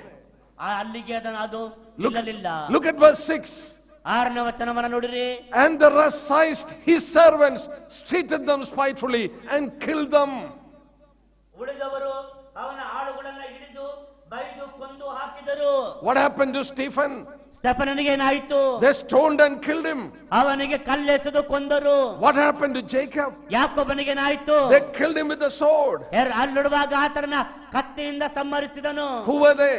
ಯಾರವರು? They were the servants sent to call them for the wedding feast. ಆ ಒಂದು ವಿವಾಹದ ಔತಣಕ್ಕೆ ಕರೆಯುವುದಕ್ಕಾಗಿ ಕಳುಹಿಸಲ್ಪಟ್ಟಂತಹ ಸೇವಕರುಗಳು. They took this invitation lightly and they started to kill the people who were sent to invite them. ಅವರು ಈ ಆಹ್ವಾನವನ್ನ ಅಲಕ್ಷ್ಯ ಭಾವದಿಂದ ನೋಡಿದರು ಮತ್ತು ಅವರ ಕರೆತರುವುದಕ್ಕಾಗಿ ಆಹ್ವಾನಿಸುವುದಕ್ಕಾಗಿ ಕಳುಹಿಸಲ್ಪಟ್ಟಂತ ಸೇವಕರುಗಳನ್ನ ಕೊಂದು ಹಾಕಿದರು. Now look at verse 7. ಈಗ 7ನೇ ವಚನ ನೋಡಿರಿ. The king heard about it and he became furious. He sent army and destroyed the murders and burned up their city. ಅರಸನು ಸಿಟ್ಟುಗೊಂಡು ತನ್ನ ದಂಡುಗಳನ್ನು ಕಳುಹಿಸಿ ಆ ಕೊಲೆಗಾರರನ್ನು ನಾಶ ಮಾಡಿ ಅವರ ಪಟ್ಟಣವನ್ನು ಸುಟ್ಟು ಬಿಟ್ಟನು. What happened after this? ಇದಾದ ನಂತರ ಏನಾಯಿತು? Who sent army to burn the city of Jerusalem? ಯೆರೂಸಲೇಮಿನ ಪಟ್ಟಣವನ್ನ ಸುಟ್ಟು ಹಾಕುವುದಕ್ಕೆ ಯಾರು ಸೈನಿಕರನ್ನ ಕಳುಹಿಸಿದರು? Roman army went and destroyed. ರೋಮ ಸೈನ್ಯವು ಯೆರೂಸಲೇಮಿನೊಳಕ್ಕೆ ಹೋಗಿ ಎಲ್ಲವನ್ನು ನಾಶ ಮಾಡಿತು. But it is God who sent them. ಆದರೆ ಅವರನ್ನ ಕಳುಹಿಸಿದ್ದು ದೇವರು ತಾನೇ. That literally happened. ಅದು ಅಕ್ಷರಶಃ ಹಾಗೆಯೇ ನೆರವೇರಿತು. The temple that was built within 46 years was brought down. 46 ವರ್ಷಗಳ ಕಾಲಾವಧಿಯಲ್ಲಿ ಕಟ್ಟಲ್ಪಟ್ಟಿದ್ದ ಯೆರೂಸಲೇಮಿನ ದೇವಾಲಯವು ನಾಶ ಮಾಡಲ್ಪಟ್ಟಿತು. You go to Jerusalem, you can see the stones of the temple. ನೀವು ಯೆರೂಸಲೇಮಿಗೆ ಹೋದರೆ ಈಗಲೂ ಕೂಡ ಆ ದೇವಾಲಯದ ಕಲ್ಲುಗಳನ್ನ ನೀವು ನೋಡಬಹುದು. I have seen one stone, foundation stone. ನಾನು ಅದರ ಒಂದು ಅಸ್ಥಿವಾರದ ಕಲ್ಲನ್ನು ನೋಡಿದ್ದೇನೆ. That stone is weighing 600 tons. ಆ ಒಂದೇ ಒಂದು ಕಲ್ಲು 600 ton ತೂಕವಾಗಿದೆ. I put my hand like this and measured that one stone 9 times. ನೋಡುವಾಗ ನಾನು ಈ ರೀತಿ ನನ್ನ ಕೈಗಳನ್ನು ನಾನು ಚಾಚಿದೆ. ಒಂದೇ ಒಂದು ಕಲ್ಲು ನಾನು ಈ ರೀತಿ 9 ಸಾರಿ ಕೈಯನ್ನ ಚಾಚಬೇಕಾಗಿತ್ತು. ಅಷ್ಟು ದೊಡ್ಡ ಕಲ್ಲು. Imagine Jesus told, one stone will not be left upon another. ಒಂದು ಮಾತು ನೆನಪು ಮಾಡಿಕೊಳ್ಳಿರಿ, ನಮ್ಮ ಕರ್ತನಾಗಿರುವ ಯೇಸು ಕ್ರಿಸ್ತನು ಹೇಳಿದನು, ಅಲ್ಲಿ ಕಲ್ಲಿನ ಮೇಲೆ ಕಲ್ಲು ಉಳಿದಿಲ್ಲುವುದಿಲ್ಲ. Even Titus gave order, don't destroy temple, but these furious soldiers threw the fire into the temple. It got burned, and as it burned, the gold and decoration melted, went in between the stones. In order to plunder the stones, they took out one stone from another. ನೋಡುವಾಗ ಆ general Titus ಅವನು ಹೇಳುತ್ತಾನೆ, ದೇವಾಲಯವನ್ನು ಕೆಡವಬೇಡಿರಿ ಎಂಬುದಾಗಿ ಆತನು ಅವರಿಗೆ ಹೇಳುತ್ತಾನೆ. ಆದರೂ ಕೂಡ ಕ್ರೂರ ಮನೋಭಾವ ತುಂಬಿದ ಸೈನಿಕರು ಅವ್ರೇನು ಮಾಡುತ್ತಾರೆ, ದೇವಾಲಯ ಕಡೆಗೆ ಬೆಂಕಿಯನ್ನ ಅವರು ಎಸೆಯುತ್ತಾರೆ. ಆ ಬೆಂಕಿ ಹತ್ತಿ ಉರಿಯುವಾಗ ಆ ಒಂದು ಕಲ್ಲುಗಳ ನಡುವೆ ಇಡಲ್ಪಟ್ಟಿದ್ದಂತಹ ಆ ಒಂದು ಬಂಗಾರವು ಕರಗಿ ಅದು ಸೋರುತ್ತಾ ಇರುವಾಗ ಈ ಸೈನಿಕರು ಕಲ್ಲುಗಳನ್ನ ಒಂದರ ಮೇಲೆ ಒಂದು ನಿಲ್ಲದ ಹಾಗೆ ಕೆಡವಿದರು ಆ ಬಂಗಾರಕ್ಕಾಗಿ. Jesus told 40 years before it is going to happen, one stone will not be left upon another. 40 ವರ್ಷಗಳ ಹಿಂದೆ ಕರ್ತನಾಗಿರುವ ಯೇಸು ಕ್ರಿಸ್ತನು ತಾನೇ ಪ್ರವಾದಿಸಿದನು, ಅಲ್ಲಿ ಕಲ್ಲಿನ ಮೇಲೆ ಕಲ್ಲು ಉಳಿಯುವುದಿಲ್ಲ ಎಂದು. Look at the verses 7 again. ಮತ್ತೊಮ್ಮೆ 7ನೇ ವಚನವನ್ನು ನೋಡಿರಿ. The city was burned down. ಆ ಒಂದು ಪಟ್ಟಣವು ಸುಟ್ಟು ಹೋಯಿತು. Now look at verse 8. That is the passage I was trying to convey. Look at verse 8ನೇ ವಚನವನ್ನು ನೋಡಿರಿ. ನಾನು ಆ ವಚನವನ್ನೇ ನಿಮ್ಮೊಂದಿಗೆ ಹಂಚಿಕೊಳ್ಳುವುದಕ್ಕೆ ನಾನು ಈಗ ಬಯಸಿದ್ದು. Then he said to his servants, the wedding is ready, but those who were invited were not worthy. Therefore go into the highways, and as many as you find, invite to the wedding. So the servants went out into the highways and gathered together all whom they found, both bad and good. ಆಗ ತನ್ನ ಆಳುಗಳಿಗೆ ಮದುವೆಗೆ ಸಿದ್ಧವಾಗಿದೆ ಸರಿ, ಆದರೆ ಕರೆಯಲ್ಪಟ್ಟವರು ಯೋಗ್ಯರಾಗಿರಲಿಲ್ಲ. ನೀವು ಈಗ 4 ಹಾದಿಗಳು ಕೂಡುವ ಸ್ಥಳಗಳಿಗೆ ಹೋಗಿ ಕಂಡವರನ್ನೆಲ್ಲ ಮದುವೆಯ ಊಟಕ್ಕೆ ಕರೆಯಿರಿ ಎಂದು ಹೇಳಿದನು. ಆ ಆಳುಗಳು ಹಾದಿಗಳಿಗೆ ಹೋಗಿ ಕೆಟ್ಟವರು ಒಳ್ಳೆಯವರು ಅನ್ನದೆ ಕಂಡವರನ್ನೆಲ್ಲ ಕೂಡಿಸಿ ಕರಕೊಂಡು ಬಂದರು. ಹೀಗೆ ಮನೆ ತುಂಬ ಊಟಕ್ಕೆ ಕೂತರು. What a wonderful thing it is. ಎಂತಹ The ಅದ್ಭುತವಾದ people who were invited, they were not worthy. ಆಹ್ವಾನಿಸಲ್ಪಟ್ಟಂತಹ ಅಥವಾ ಕರೆಯಲ್ಪಟ್ಟಂತಹ ಜನರು ಯೋಗ್ಯರಾಗಿರಲಿಲ್ಲ. Go into the highways and byways and call whom you are going to see, whether good or bad, call them into the wedding. ಮುಖ್ಯ ಬೀದಿಗಳಿಗೂ ಹಾದಿ ಬೀದಿಗಳಿಗೂ ಹೋಗಿರಿ, ಒಳ್ಳೆಯವರು ಕೆಟ್ಟವರು ಎಂಬುದಾಗಿ ನೋಡಬೇಡಿರಿ. ಯಾರೆಲ್ಲ ಕಾಣುತ್ತಾರೋ ಅವರೆಲ್ಲರನ್ನು ಕೂಡ ಮದುವೆಯ ಊಟಕ್ಕೆ ಕರೆತನ್ನಿರಿ. That is the way salvation gospel has come to the Gentiles. ಆ ರೀತಿಯಿಂದಲೇ ರಕ್ಷಣೆಯ ಸುವಾರ್ತೆಯು ನಮ್ಮ ಬಳಿಗೆ ಬಂತು ಅಥವಾ ಲೋಕದಲ್ಲಿ ಸಾರಲ್ಪಟ್ಟಿತು. This is what Paul told in Romans 11:15. ಅದನ್ನೇ ರೋಮಪತ್ರಿಕೆ 11ನೇ ಅಧ್ಯಾಯ 15ನೇ ವಚನದಲ್ಲಿ ಪೌಲನು ಹೇಳಿದನು. Casting of them has brought reconciliation to the world. ಆ ನೋಡುವಾಗ ಅಲ್ಲಿ ಹೇಳ್ತಾನೆ, ದೇವರು ಇಸ್ರಾಯೇಲ್ ತಳ್ಳಿಬಿಟ್ಟದರಿಂದಲೇ ಈ ಅನ್ಯ ಜನರಿಗೆ ರಕ್ಷಣೆಯು ದೊರೆಯುವಂತಾಯಿತು. Now I want to read one verse from Acts chapter 13. ನಾನು ಮತ್ತೊಂದು ವಾಕ್ಯವನ್ನು ಓದುತ್ತೇನೆ. ಅಪೊಸ್ತಲರ ಕೃತ್ಯಗಳ ಪುಸ್ತಕ 13ನೇ ಅಧ್ಯಾಯ verse 46. 46ನೇ ವಚನ. Acts chapter 13 verse 46. ಅಪೊಸ್ತಲರ ಕೃತ್ಯಗಳ ಪುಸ್ತಕ 13ನೇ ಅಧ್ಯಾಯ ಅದರ 46ನೇ ವಚನ. Paul and Barnabas grew bold and said it was necessary that the word of God should be spoken to you first. But since you reject it and judge yourself unworthy for everlasting, behold, we turn to the Gentiles. ಆಗ ಪೌಲನು ಬಾರ್ನಬನು ಧೈರ್ಯದಿಂದ ಮಾತಾಡಿ, ದೇವರ ವಾಕ್ಯವನ್ನು ಮೊದಲು ನಿಮಗೇ ಹೇಳುವುದು ಅವಶ್ಯವಾಗಿತ್ತು.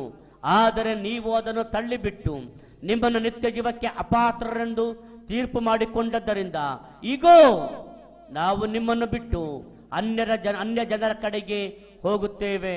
First we had to speak the word of God to you. ಮೊದಲು ನಾವು ದೇವರ ವಾಕ್ಯವನ್ನ ನಿಮಗೇ ಸಾರಬೇಕಾಗಿತ್ತು. You were unworthy, you didn't receive it. ನೀವು ಅಯೋಗ್ಯರು, ನೀವು ಅದನ್ನು ಸ್ವೀಕಾರ ಮಾಡಲಿಲ್ಲ. Since you reject it, ನೀವು ಅದನ್ನು ತಿರಸ್ಕಾರ ಮಾಡಿದ್ದರಿಂದ we are turning into Gentiles. ನಾವು ಅನ್ಯ ಜನರ ಕಡೆಗೆ ಹೋಗುತ್ತೇವೆ.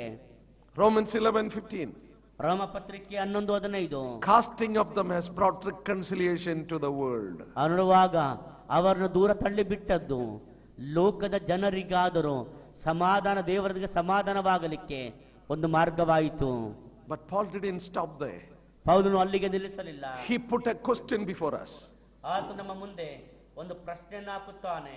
Look at chapter 11 of Romans and verses 15.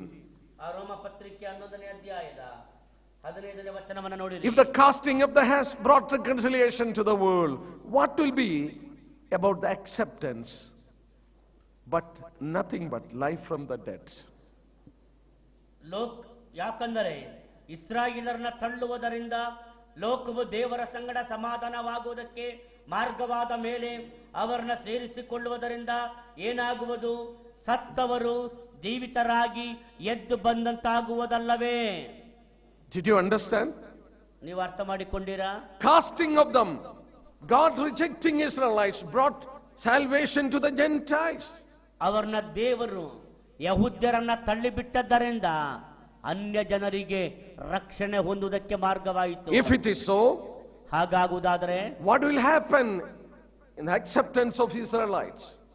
ಆ ರೀತಿಯಲ್ಲಿ ಆಗುವುದಾದರೆ ದೇವರು ಇಸ್ರಾಯೇಲ್ಯರನ್ನ ಸೇರಿಸಿಕೊಳ್ಳುವುದರಿಂದ ಏನಾಗುತ್ತದೆ? Paul says nothing but life from the dead. That means people who are dead is going to resurrect. ಅದರ ಅರ್ಥ ಪೌಲ ಹೇಳುತ್ತಾನೆ, ಏನು ಇಲ್ಲ, ಸತ್ತವರು ಜೀವವನ್ನ ಹೊಂದುತ್ತಾರೆ. ಅಂದರೆ ಆತ್ಮಿಕವಾಗಿ ಸತ್ತವರು ಜೀವವನ್ನ ಹೊಂದುತ್ತಾರೆ. People will resurrect only when the Lord is going to come in the midair. ಕರ್ತನಾಗಿರುವ ಯೇಸು ಕ್ರಿಸ್ತನು ಮಧ್ಯಾಕಾಶದಲ್ಲಿ ಬಂದಾಗ ಜನರು ಅವರು ಎಬ್ಬಿಸಲ್ಪಡುತ್ತಾರೆ. Are we living in the end time? ನಾವು ಅಂತ್ಯಕಾಲದಲ್ಲಿ ಜೀವಿಸುತ್ತಾ ಇದ್ದೇವೆಯಾ? Here is the verse. ಇಲ್ಲಿ ವಚನವೂ ಇದೆ. The bringing back of Jewish people is pointing to the time of resurrection. ನಡುವಾಗ ಯಹೂದ್ಯ ಜನರು ಜೀವಕ್ಕೆ ಬರುವುದೆಂಬುದಾಗಿ ಹೇಳುವಂತ ಈ ಮಾತು ಅದು ಪುನರುತ್ಥಾನ ಇದೆ ಅನ್ನುವುದನ್ನ ಹೇಳುತ್ತದೆ. Resurrection will happen only when the Lord comes for his people in the midair. ಯಾವಾಗ ಕರ್ತನು ತನ್ನ ಜನರಿಗೋಸ್ಕರವಾಗಿ ಮಧ್ಯಾಕಾಶದಲ್ಲಿ ಬರುತ್ತಾನೋ ಆಗ ಪುನರುತ್ಥಾನವು ನಡೆಯುತ್ತದೆ. Any time he can come back. ಯಾವ ಸಮಯದಲ್ಲಾದರೂ ಆತನು ಬರಬಹುದು.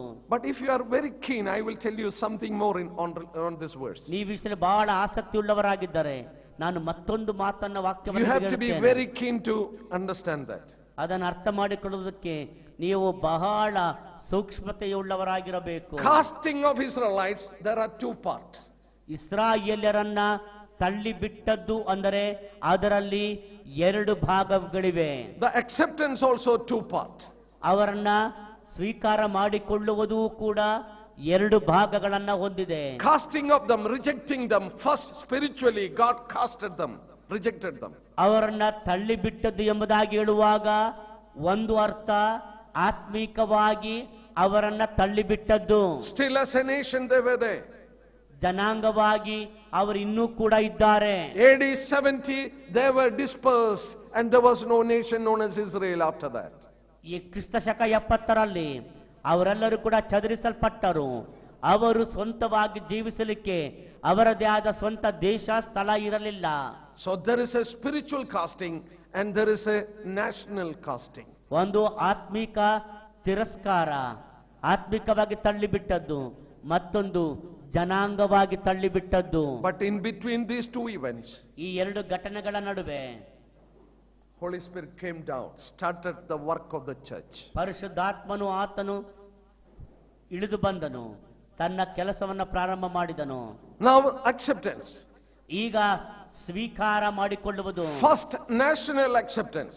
ಮೊದಲು ನೋಡುವಾಗ ರಾಷ್ಟ್ರೀಯವಾಗಿ ಜನಾಂಗವಾಗಿ ಸ್ವೀಕಾರ ಮಾಡಿಕೊಳ್ಳುವುದು. They have been brought back as a nation. ಅವರು ಜನಾಂಗವಾಗಿ ಹಿಂತಿರುಗಿ ಬರಮಾಡಲ್ಪಟ್ಟರು. After 2000 years. 2000 ವರ್ಷಗಳ ನಂತರ Now they have to be accepted spiritually. ಈಗ ಅವರು ಆತ್ಮಿಕವಾಗಿ ಸ್ವೀಕಾರ ಮಾಡಿಕೊಳ್ಳಬೇಕು. Before that, church program has to be over. ಅದಕ್ಕಿಂತ ಮುಂಚಿತವಾಗಿ ಸಭೆಯ ಕಾರ್ಯಕ್ರಮವು ಮುಕ್ತಾಯವಾಗಬೇಕು. So we are living in a time, any time the church program can be over. ನಾವು ಯಾವ ಕಾಲಘಟ್ಟದಲ್ಲಿ ಜೀವಿಸುತ್ತಾ ಇದ್ದೇವೆ ಅಂದರೆ ಸಭೆಯ ಕಾರ್ಯಕ್ರಮ ಯಾವಾಗ ಬೇಕಾದರೂ ಅಂತ್ಯಗೊಳ್ಳಬಹುದು. Brothers and sisters, ಸಹೋದರನೇ ಸಹೋದರಿಯೇ, this is serious. ಇದು ಬಹಳ ಗಂಭೀರವಾದದ್ದು. Any time the Lord can come back. ಯಾವುದೇ ಗಳಿಗೆಯಲ್ಲಾದರೂ ಕರ್ತನು ಹಿಂತಿರುಗಿ ಬರಬಹುದು.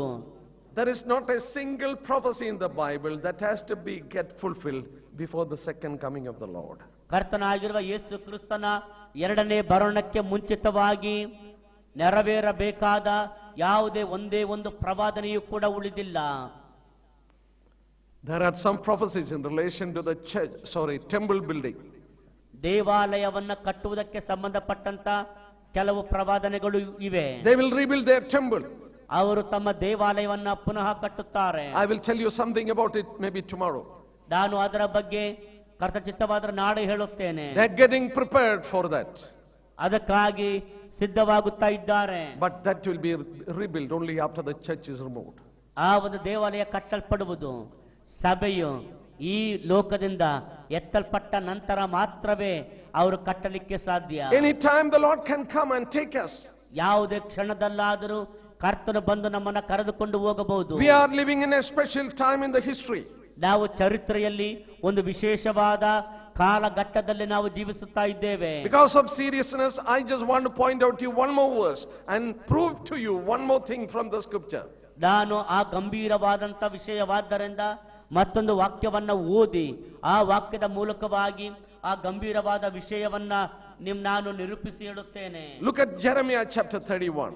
ಯೆರೆಮೀಯನ ಪ್ರವಾದನೆ ಗ್ರಂಥ 31ನೇ ಅಧ್ಯಾಯವನ್ನು ನೋಡಿರಿ. We are going to see one verse and we are going to see two kind of dealing of God with his people.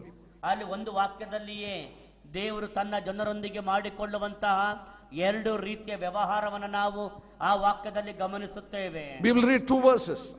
ನಾವು ಎರಡು ವಾಕ್ಯವನ್ನು ಓದೋಣ. Look at verses 27. 27ನೇ ವಚನವನ್ನು ನೋಡಿರಿ. Behold, the days are coming.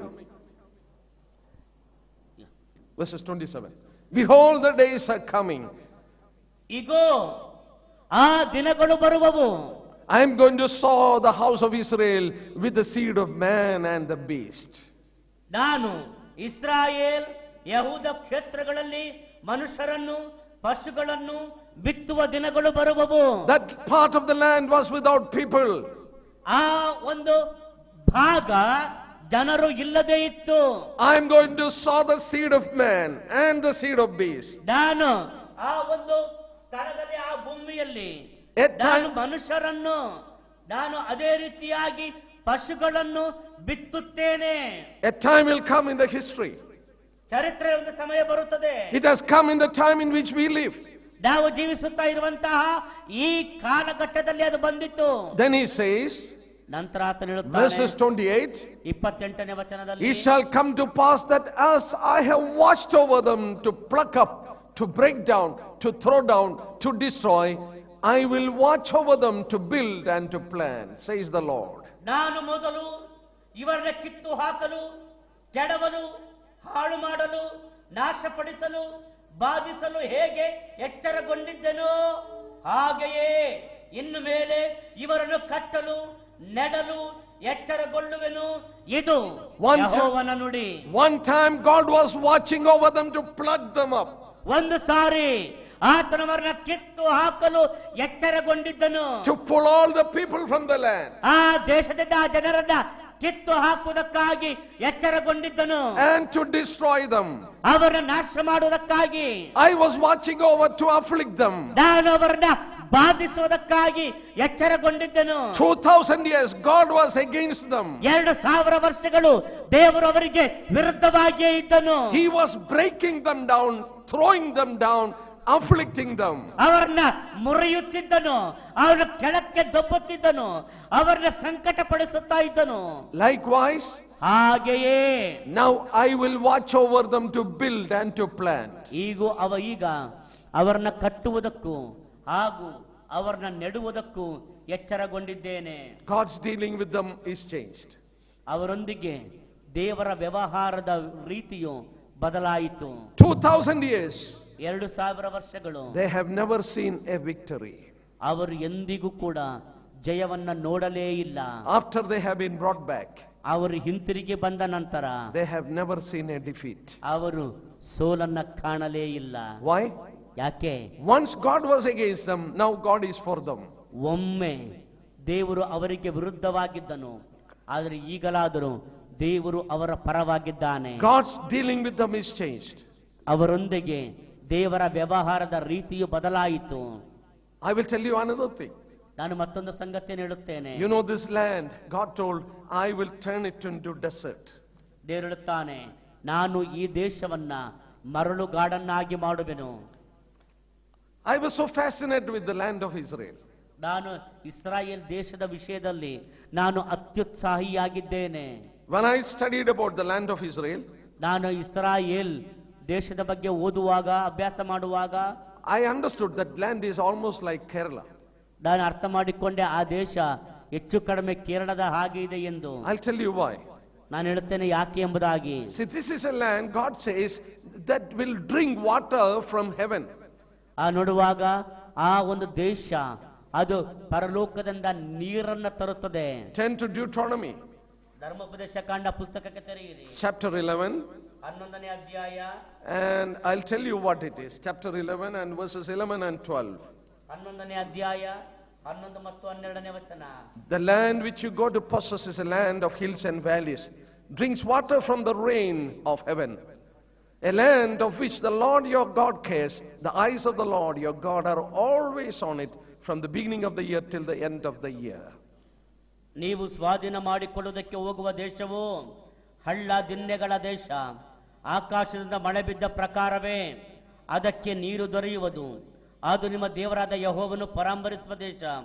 ಸಂವತ್ಸರದ ಪ್ರಾರಂಭ ಮೊದಲುಗೊಂಡು ಕೊನೆಯವರೆಗೂ ಆತನು ಅದನ್ನು ಸದಾ ಕಟಾಕ್ಷಿಸುವನು. If you go to city in Kerala, there are a lot of rain. You know, we get almost 6 months of rain.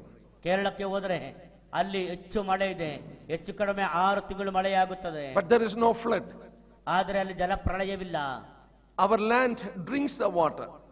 ಯಾಕಂದ್ರೆ ನಮ್ಮ ಭೂಮಿಯು ಕೇರಳದ ಭೂಮಿ ನೀರನ್ನ ಹೀರಿಕೊಳ್ಳುತ್ತದೆ. The land near Israel is Arab countries. ಆ ಇಸ್ರೇಲ್ ದೇಶದ ಹತ್ತಿರದಲ್ಲಿ ಇರುವಂತವುಗಳು ಅರಬ್ ರಾಷ್ಟ್ರಗಳು. I lived among an Arab people for 18 years.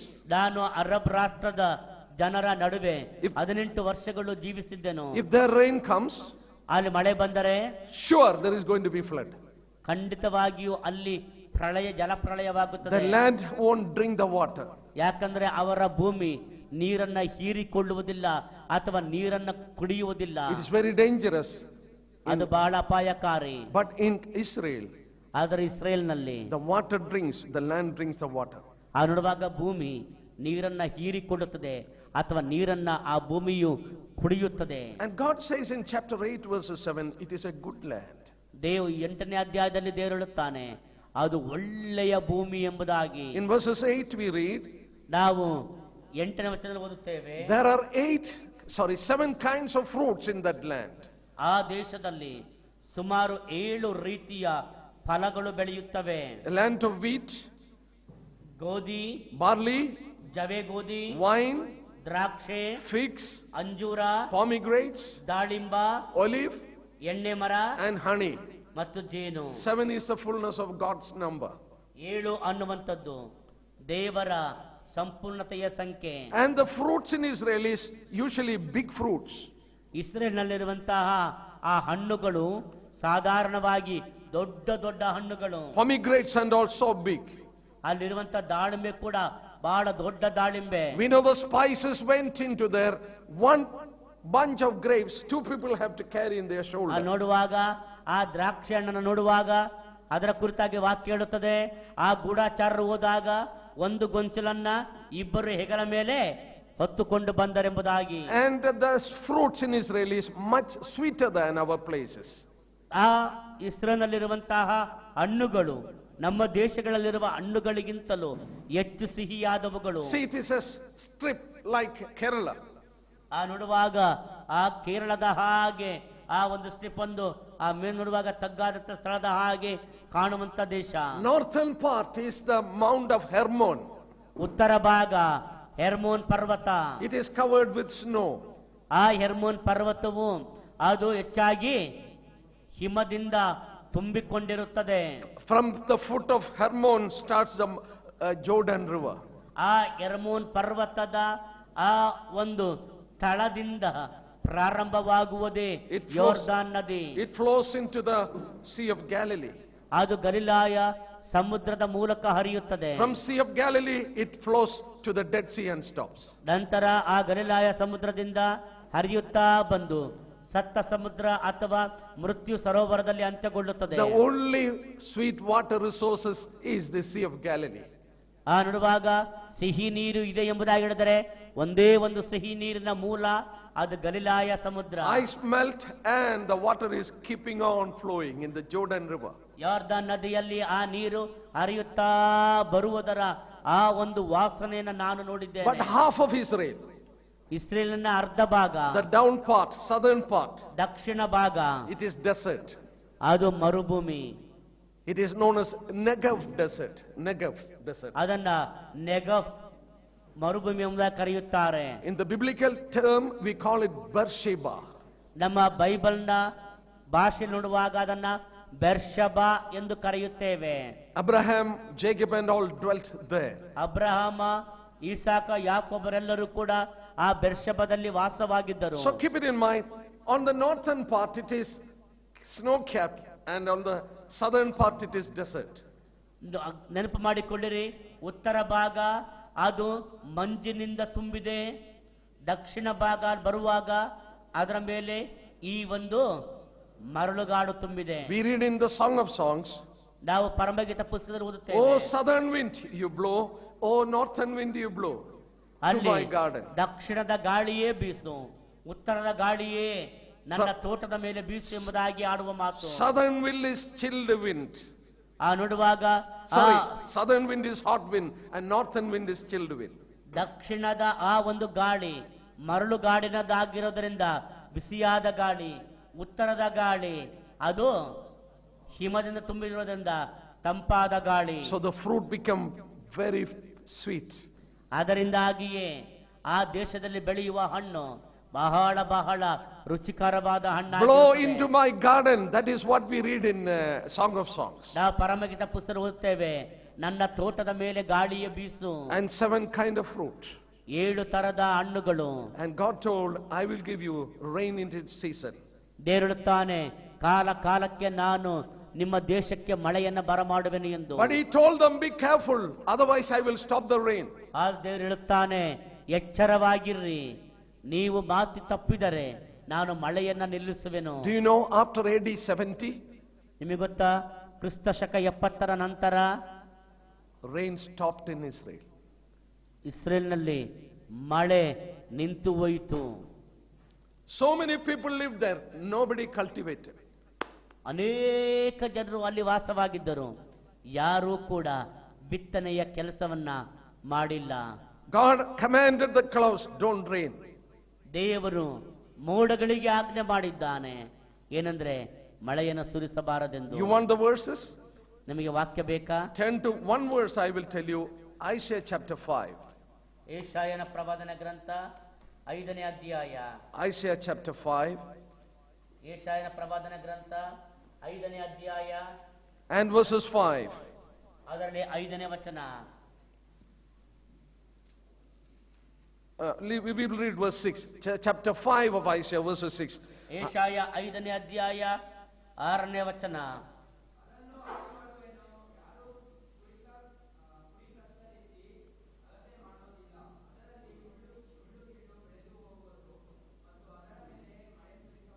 I will command the clouds that there rain no rain on it. ಅದರ ಮೇಲೆ ಮಳೆ ಸುರಿಸಬಾರದೆಂದು ಮೇಘಗಳಿಗೆ ಅಪ್ಪಣೆ ಮಾಡುವೆನು.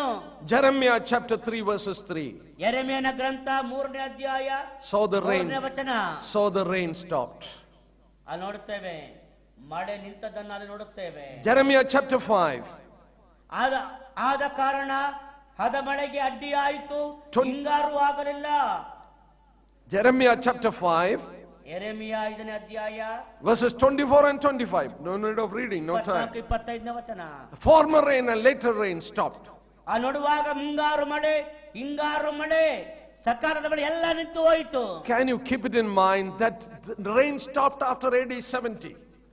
ಇದನ್ನು ನಿಮ್ಮ ನೆನಪಿನಲ್ಲಿ ಇಟ್ಟುಕೊಳ್ಳಿರಿ. Many ಶಕ 70ರ ನಂತರ many people, ಇಸ್ರೇಲ್ನಲ್ಲಿ ಮಳೆ ನಿಂತು ಹೋಯಿತು. many people captured Jerusalem, Israel. ಅನೇಕ ಜನರು ಯೆರೂಸಲೇಮನ್ನ ಆಕ್ರಮಿಸಿಕೊಂಡರು. No one was able to cultivate there. ಯಾರು ಕೂಡ ಆ ದೇಶದಲ್ಲಿ ಯಾವ ಬೆಳೆಯನ್ನು ಬೆಳೆಯಲಿಕ್ಕಾಗಲಿಲ್ಲ. There was no fruits, there was no rain. ಅಲ್ಲಿ ಮಳೆ ಇಲ್ಲ, ಅಲ್ಲಿ ಯಾವುದೇ ಹಣ್ಣುಗಳು ಕೂಡ ಬೆಳೆಯುತ್ತಿಲ್ಲ. Their forefathers, God started to bring them back again.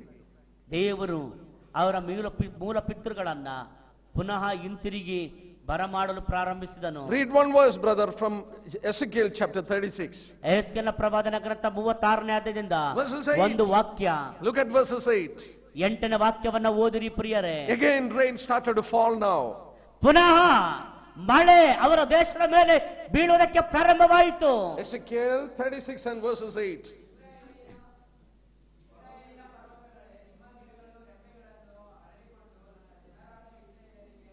My people are about to come, shoot forth and bring forth fruit. ನನ್ನ ಜನರು ಪುನಃ ಬಂದು ಅಲ್ಲಿ ಫಲವನ್ನ ಅವರು ತರುತ್ತಾರೆ. One week back I was in Israel. ಒಂದು ವಾರದ ಹಿಂದೆ ನಾನು Israel ದೇಶದಲ್ಲಿದ್ದೆನು. I had to walk in rain. ನಾನು ಮಳೆಯಲ್ಲಿ ನಡೆಯಬೇಕಾಗಿತ್ತು. Many times when I went, I have felt the rain. Rain is falling. ಅನೇಕ ಸಾರಿ ನಾನು ಹೋದಾಗ ನಾನು ಮಳೆಯನ್ನು ನೋಡಿದನು, ಮಳೆಯಲ್ಲಿ ನೆನೆಯಬೇಕಾಗಿತ್ತು. God stopped the rain and God started to ask the clouds to rain again. Now rain is falling there. ದೇವರು ಮಳೆಯನ್ನ ನಿಲ್ಲಿಸಿದನು ಮತ್ತು ಆತನ ಮೋಡಗಳಿಗೆ ಪುನಃ ಅಪ್ಪಣೆ ಮಾಡಿದ್ದಾನೆ ಮಳೆಯನ್ನು ಸುರಿಸಬೇಕೆಂದು. ಅನೇಕ ಸಾರಿ ಮಳೆಯಾಗುತ್ತಲೇ ಇದೆ. Once he was against them. ಒಮ್ಮೆ ಆತನು ಆ ಜನರ ವಿರುದ್ಧವಾಗಿದ್ದನು. Now I will see to build and to plant. ಈಗ ನಾನು ಅವರನ್ನ ಪುನಃ ನೆಡುವೆನು ಅಂದನು. The most successful agriculture people in the world is Israel now. ನೋಡುವಾಗ ಈ ಕೃಷಿ ಕ್ಷೇತ್ರದಲ್ಲಿಯೇ ಯಶಸ್ವಿ ಕೃಷಿಕರು ಎಂಬುದಾಗಿ ಹೇಳುವುದಾದರೆ ಅವರು ಇರುವಂತದ್ದು ಇಸ್ರೇಲ್ನಲ್ಲಿ. Converting desert into blooming, field, agriculture field. ಅವರು ಈ ಮರಳುಗಾಡನ್ನ ಅವರು ಕೃಷಿಗೆ ಯೋಗ್ಯವಾದ ಭೂಮಿಯನ್ನಾಗಿ ಪರಿವರ್ತಿಸುತ್ತಿದ್ದಾರೆ. If you go to Cana, where Jesus converted water into wine, ಕರ್ತನಾಗಿರುವಂತ ಯೇಸು ಕ್ರಿಸ್ತನು ನೀರನ್ನ ದ್ರಾಕ್ಷಾರಸವನ್ನಾಗಿ ಮಾಡಿದಂತಹ ಆ ಖಾನಾ ಊರಿಗೆ ನೀವು ಹೋದರೆ, you go to any shops there, ಅಲ್ಲಿರುವಂತ ಯಾವುದೇ ಅಂಗಡಿಗಳಿಗೆ ಹೋಗಿರಿ, they will open the wine bottle and they will give you free wine to taste. ಅವರು ಆ ಒಂದು ದ್ರಾಕ್ಷಾರಸದ ಬಾಟಲ್ ಅನ್ನ ತೆರೆದು ನಿಮಗೆ ಉಚಿತವಾಗಿ ದ್ರಾಕ್ಷಾರಸವನ್ನ ಕುಡಿಯುವುದಕ್ಕೆ ಕೊಡುತ್ತಾರೆ. That wine is produced in Israel. ಆ ಒಂದು ದ್ರಾಕ್ಷಾರಸವನ್ನ ಈ ಇಸ್ರೇಲ್ ದೇಶದಲ್ಲಿಯೇ ಅವರು ಉತ್ಪಾದಿಸಿದ್ದು. Turn to Amos chapter 9. ಆಮೋಸನ ಪ್ರವಾದನೆ ಗ್ರಂಥ ಅದರ 9ನೇ ಅಧ್ಯಾಯಕ್ಕೆ ತೆರೆಯಿರಿ. Amos chapter 9. ಆಮೋಸನ ಪ್ರವಾದನೆ ಗ್ರಂಥ Look at verses 9ನೇ ಅಧ್ಯಾಯ 14. ಅಲ್ಲಿರುವಂತಹ ಆಮೋಸ 9:14 ನೋಡಿರಿ. Yes, read. ನಾನು ನನ್ನ ಜನರಾದ ಇಸ್ರಾಯೇಲ್ಯರ ದುರವಸ್ಥೆಯನ್ನ ತಪ್ಪಿಸುವೆನು. ಅವರು ಆಳು ಬಿದ್ದ ಪಟ್ಟಣಗಳನ್ನು ಪುನಃ ಕಟ್ಟಿ ಅವುಗಳಲ್ಲಿ ವಾಸಿಸುವರು. ದ್ರಾಕ್ಷೆಯ ತೋಟಗಳನ್ನು ಮಾಡಿಕೊಂಡು ಅವುಗಳ ದ್ರಾಕ್ಷಾರಸವನ್ನು ಕುಡಿಯುವರು. ಫಲ ವೃಕ್ಷಗಳನ್ನು ಬೆಳೆಯಿಸಿ ಅವುಗಳ ಹಣ್ಣುಗಳನ್ನು ತಿನ್ನುವರು. ನಾನು ಅವರನ್ನು ಸ್ವದೇಶದ ನೆಲೆಗೊಳಿಸುವೆನು. ಅವರಿಗೆ ನಾನು ದಯಪಾಲಿಸುವ ಸೀಮೆಯೊಳಗಿಂದ ಇನ್ನು ಮುಂದೆ ಯಾರು ಅವರನ್ನ ಕಿತ್ತು ಹಾಕರು. ಇದು ನಿನ್ನ ದೇವರಾದ ಯೆಹೋವನ ನುಡಿ. They shall build the waste cities and inhabit. ಅವರು ತಾನೇ ಪಟ್ಟಣಗಳನ್ನ ಹಾಗೂ ಸ್ವಾಸ್ಥ್ಯಗಳನ್ನ ಕಟ್ಟಿಕೊಳ್ಳುವರು. They shall plant vineyard and they will drink wine. ಅವರು ದ್ರಾಕ್ಷೆಯ ಆ ತೋಟಗಳನ್ನ ಮಾಡಿಕೊಂಡು ದ್ರಾಕ್ಷೆಯ ಆ ರಸಗಳನ್ನ ಕುಡಿಯುವರು. Even I have tasted the wine that is produced there. ಅಲ್ಲಿ ಉತ್ಪಾದಿಸುವಂತ ದ್ರಾಕ್ಷಾರಸವನ್ನ ನಾನು ಸಹ ರುಚಿ ನೋಡಿದ್ದೇನೆ. 2000 years there was no wine there, no vineyard there. 2000 ವರ್ಷಗಳು ಅಲ್ಲಿ ದ್ರಾಕ್ಷ ತೋಟವೇ ಇರಲಿಲ್ಲ, ದ್ರಾಕ್ಷೆಯ ರಸವೇ ದ್ರಾಕ್ಷ ಹಣ್ಣುಗಳೇ ಇರಲಿಲ್ಲ. Now they are exporting wine and fruits and flowers. ಈಗ ಅವರು ದ್ರಾಕ್ಷೆಯ ಹಣ್ಣುಗಳನ್ನ ದ್ರಾಕ್ಷ ರಸವನ್ನ ಹಾಗೂ ಹೂವುಗಳನ್ನ ಬೇರೆ ಬೇರೆ ದೇಶಗಳಿಗೆ ರಫ್ತು ಮಾಡುತ್ತಿದ್ದಾರೆ. $250 million worth of flowers they are exporting. 250 million ರಷ್ಟು ಹಣದ ಹೂವುಗಳನ್ನ ಅವರು ರಫ್ತು ಮಾಡುತ್ತಿದ್ದಾರೆ. $250 million dates they are exporting. Their dates are so big, so big. 250 million ಡಾಲರ್ಗಳ ಆ ಒಂದು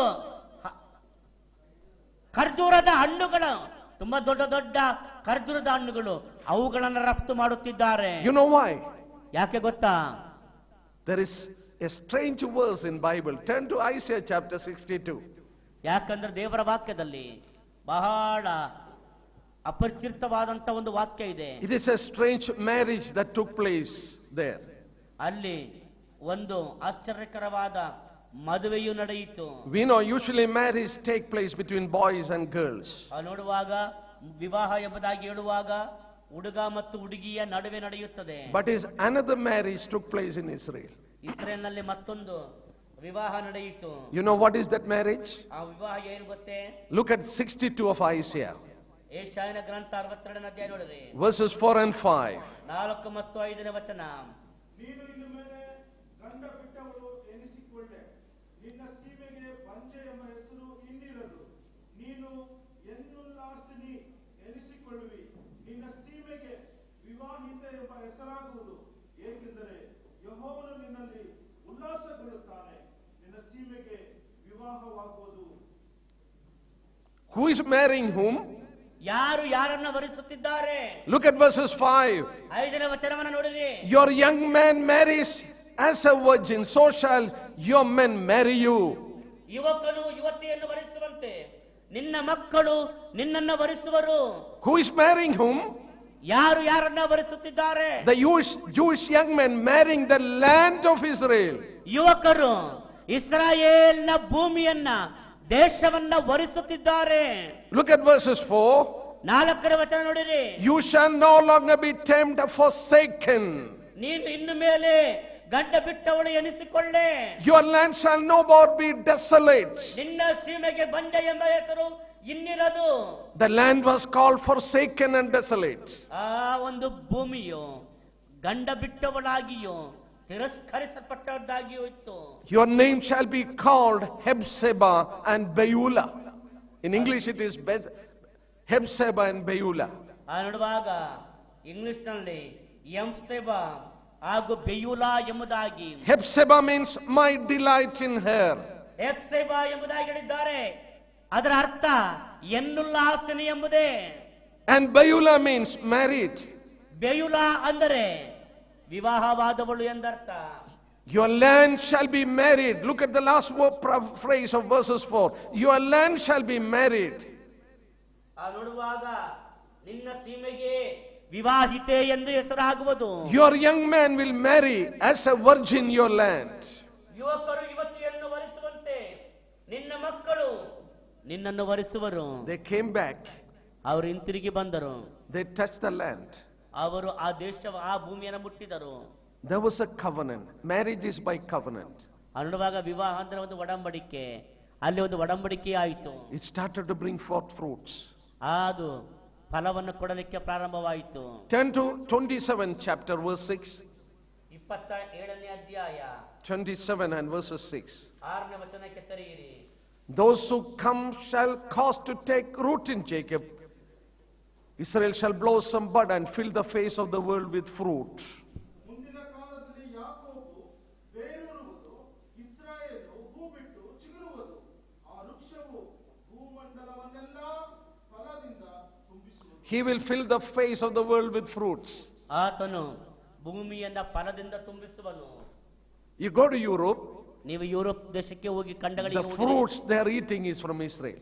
ಅವರು ತಿನ್ನುವಂತಹ ಹಣ್ಣು ಫಲ ಎಲ್ಲವೂ ಕೂಡ ಇಸ್ರೇಲ್ನಿಂದ ಬಂದದ್ದೇ. Avocados, avocado, just tell avocado. Avocado ಹಣ್ಣು, Citrus fruits, ನೋಡುವಾಗ ಮೂಸಂಬಿ ಹಣ್ಣು, Jaffna orange, ನೋಡುವಾಗ ಆರೆಂಜ್ ಹಣ್ಣು, pomegranates. ನೋಡುವಾಗ ದಾಳಿಂಬೆ. They are exporting fruits and flowers to Europe. ಅವರು ಇಸ್ರೇಲ್ನವರು ತಮ್ಮ ದೇಶದಿಂದ ಯುರೋಪ್ನ ರಾಷ್ಟ್ರಗಳಿಗೆ ಇವೆಲ್ಲವನ್ನು ಕೂಡ ರಫ್ತು ಮಾಡುತ್ತಿದ್ದಾರೆ. Arab people are also eating Israel fruit, not knowing it is from Israel. Arab ದೇಶದವರು ಕೂಡ ಆ ಹಣ್ಣುಗಳನ್ನ ತಿನ್ನುತ್ತಿದ್ದಾರೆ, ಆದರೆ ಈ ಹಣ್ಣುಗಳು ಇಸ್ರೇಲ್ನದು ಎಂಬುದಾಗಿ ಅವರಿಗೆ ಗೊತ್ತಿಲ್ಲ. They will repack in Jordan and send it as a product of Jordan. ಅವರು ಯೋರ್ದಾನ್ ನಲ್ಲಿ ಜೋರ್ಡಾನ್ ದೇಶದಲ್ಲಿ ಏನ್ ಮಾಡ್ತಾರೆ, ಆ ಪ್ಯಾಕ್ ಎಲ್ಲ ತೆಗೆದು ತಮ್ಮ ದೇಶದ ಪ್ಯಾಕಿಂಗ್ ಅನ್ನ ಹೆಸರನ್ನ ಕೊಟ್ಟು ಕಳಿಸ್ತಾರೆ. ಆ ಜನ ತಿಳ್ಕೊಳ್ತಾರೆ ಇದು ಜೋರ್ಡಾನ್ ಎಂಬುದಾಗಿ. When they will come back, ಅವರು ಹಿಂತಿರುಗಿ ಬಂದಾಗ they will blossom and bud and fill the face of the world with fruits. ಅವರು ಹೂ ಬಿಟ್ಟು ಚಿಗುರೊಡೆಯುತ್ತಾರೆ. ಅವರು ಭೂಮಂಡಲವನ್ನೆಲ್ಲ ತಮ್ಮ ಫಲಗಳಿಂದ ತುಂಬುತ್ತಾರೆ. It is happening now. ಈಗ ಅದು ಸಂಭವಿಸುತ್ತಾ ಇದೆ. Exactly as the Lord has told. ಕರ್ತನು ಹೇಳಿದ ಹಾಗೆಯೇ ಸಂಭವಿಸುತ್ತಿದೆ. Turn to Ezekiel chapter 36. ಯೆಹೆಜ್ಕೇಲನ ಪ್ರವಾದನೆ ಗ್ರಂಥ. There we 36ನೇ ಅಧ್ಯಾಯಕ್ಕೆ ತೆಗೆಯಿರಿ. There we read again about their cultivation and their cities. ಅಲ್ಲಿ ಪುನಃ ಅವರು ಬೆಳೆಗಳನ್ನ ಬೆಳೆಯುವುದರ ಕುರಿತಾಗಿಯೂ Ezekiel, ಪಟ್ಟಣಗಳನ್ನ ಕಟ್ಟುವುದರ ಕುರಿತಾಗಿ ನೋಡುತ್ತೇವೆ. look at verse 34. 34ನೇ ವಚನವನ್ನ ನೋಡಿರಿ. ಹಾದು ಹೋಗುವವರೆಲ್ಲರ ಕಣ್ಣೆದುರಿಗೆ ಬೀಡು ಬಿದ್ದು ಕಾಡಾದ ಭೂಮಿಯನ್ನು ಗೆಯ್ಯುವರು.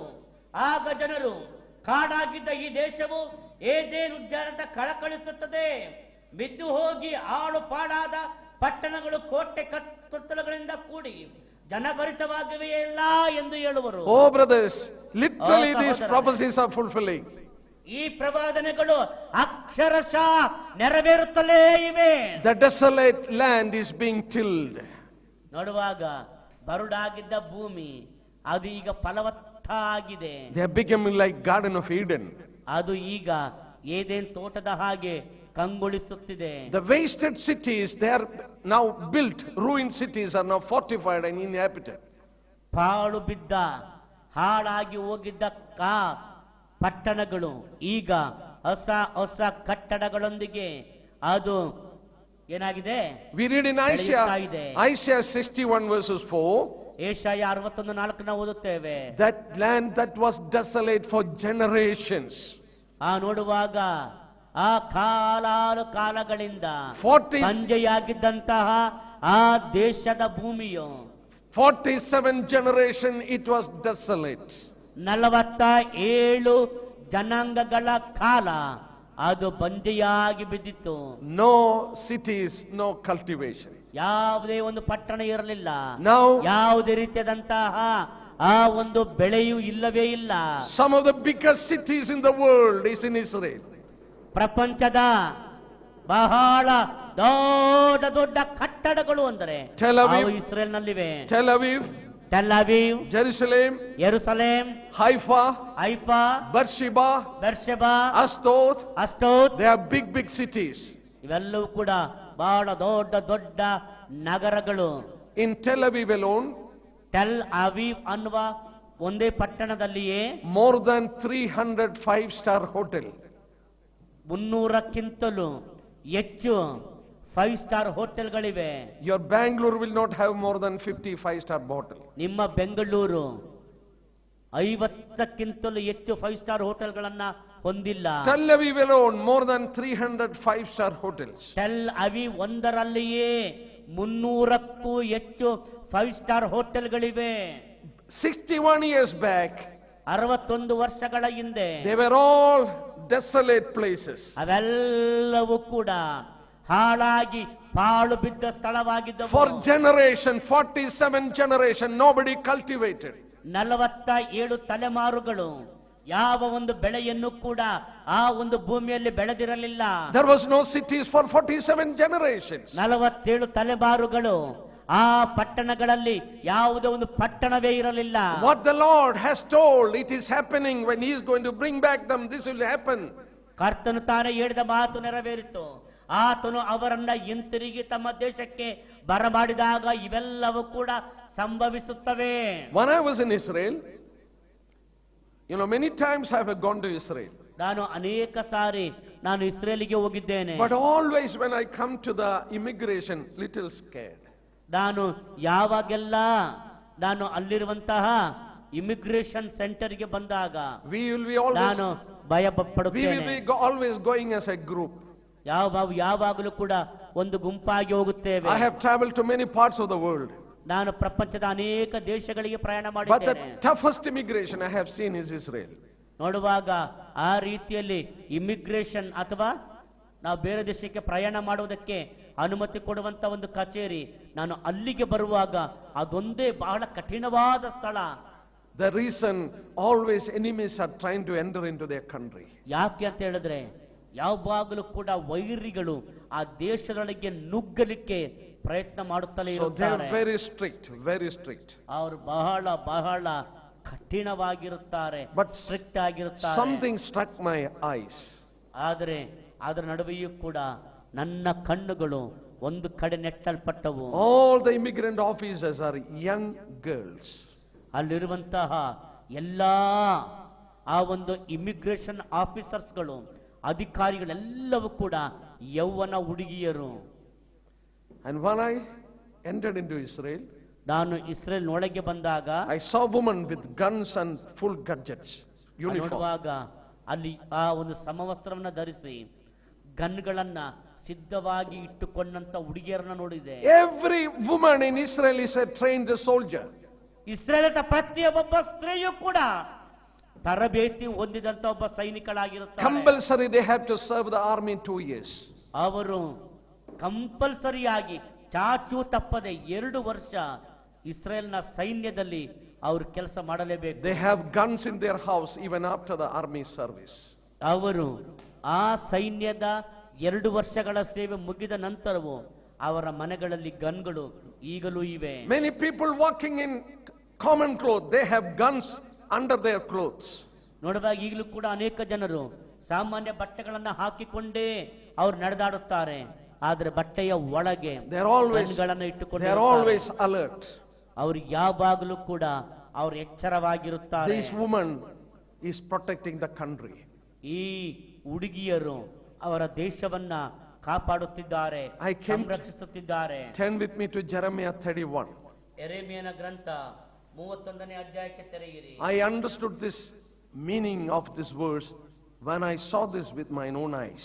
ನಾನು ಇದನ್ನ ನನ್ನ ಕಣ್ಣಾರೆ ನೋಡಿದ್ದರಿಂದ ನಾನು ಈ ವಾಕ್ಯವನ್ನು ಅರ್ಥ ಮಾಡಿಕೊಂಡೆನು. Jeremiah 31, Jeremiah 31, 21 and 22. 21-22ನೇ ವಚನ. Read. ದಾರಿ ದೋರುವ ಕಂಬಗಳನ್ನು, ಕೈಮರಗಳನ್ನು ನಿಲ್ಲಿಸಿಕೊ. ನೀನು ಯಾವ ಮಾರ್ಗದಲ್ಲಿ ಹೋಗಿಬಿಟ್ಟೆಯೋ ಅದಕ್ಕೆ ನಿನ್ನ ಮನಸ್ಸನ್ನು ತಿರುಗಿಸಿಕೊ. ಇಸ್ರಾಯೇಲ್ ಎಂಬ ಯುವತಿಯೇ ತಿರುಗಿಕೋ, ಈ ನಿನ್ನ ಪಟ್ಟಣಗಳಿಗೆ ಹಿಂದಿರುಗು. ದ್ರೋಹಿಯಾದ ಮಗಳೇ, ಎಂದಿನವರೆಗೆ ಅತ್ತಿತ್ತ ಅಲೆದಾಡುವಿ? ಯೆಹೋವನು ಲೋಕದಲ್ಲಿ ಅಪೂರ್ವವಾದದ್ದನ್ನು ಉಂಟು ಮಾಡಿದ್ದಾನೆ. ನೋಡು, ಹೆಂಗಸು ಗಂಡಸನ್ನು ಕಾಪಾಡುವಳು. Did you see that? ಅದು ನೋಡಿದಿರಾ? Israel women have never taken arms in their hands for 4,000 years. ಇಸ್ರೇಲ್ನ ಸ್ತ್ರೀಯರು 4,000 ವರ್ಷಗಳು ತಮ್ಮ ಕೈಗಳಲ್ಲಿ ಯಾವುದೇ ಆಯುಧಗಳನ್ನ ತೆಗೆದುಕೊಂಡಿರಲಿಲ್ಲ. They have never taken arms to protect men. ಅವರು ಗಂಡಸರನ್ನ ಕಾಪಾಡುವುದಕ್ಕಾಗಿ ಆಯುಧವನ್ನ 4,000 ವರ್ಷಗಳಲ್ಲಿ ಯಾವತ್ತೂ ತೆಗೆದುಕೊಂಡಿರಲಿಲ್ಲ. I'm going to do a new thing. ನಾನು ಒಂದು ಹೊಸ ಕಾರ್ಯವನ್ನ ನಾನು ಮಾಡುತ್ತೇನೆ. When I'm going to bring them back, ನಾನು ಅವರನ್ನ ಪುನಃ ಹಿಂತಿರುಗಿ ಬರಮಾಡುತ್ತೇನೆ. the woman will protect men. ಹೆಂಗಸು ಗಂಡಸನ್ನ ಕಾಪಾಡುವಳು. It is happening. ಇದು ನಡೆಯುತ್ತಾ ಸಂಭವಿಸುತ್ತಾ ಇದೆ. It's happening. ಇದು ಸಂಭವಿಸುತ್ತಲೇ ಇದೆ. It is God's word. ಇದು ದೇವರ ವಾಕ್ಯ. I want to tell you, brothers, ನನ್ನ ಸಹೋದರ ಒಂದು ನೀಡುತ್ತೇನೆ, God's dealing with these people is changed. ದೇವರು ತನ್ನ ಜನರೊಂದಿಗೆ ವ್ಯವಹರಿಸುವಂತ ವ್ಯವಹಾರ ಅದು ಬದಲಾಗಿದೆ. What does it speaks to us? ಅದು ನಮಗೆ ಏನು ಮಾತನಾಡುತ್ತದೆ? Turn with me to Psalm 102. ಕೀರ್ತನೆಗಳ ಪುಸ್ತಕ 102ನೇ ಕೀರ್ತನೆಗೆ ತೆರೆಯಿರಿ. Psalms 102, ಕೀರ್ತನೆ 102, one verse, ಒಂದು ವಾಕ್ಯ, verses 13. 13ನೇ ವಾಕ್ಯ. You will arise and have mercy on Zion, for the time to favor her. Yes, the set time has come. ನೀನು ಎದ್ದು ಚೀಯೋನನ್ನು ಕರುಣಿಸುವೆ, ಅದಕ್ಕೆ ಕೃಪೆ ತೋರಿಸುವ ಸಮಯ ಇದೆ, ನಿಯಮಿತ ಕಾಲವು ಬಂದದೆ.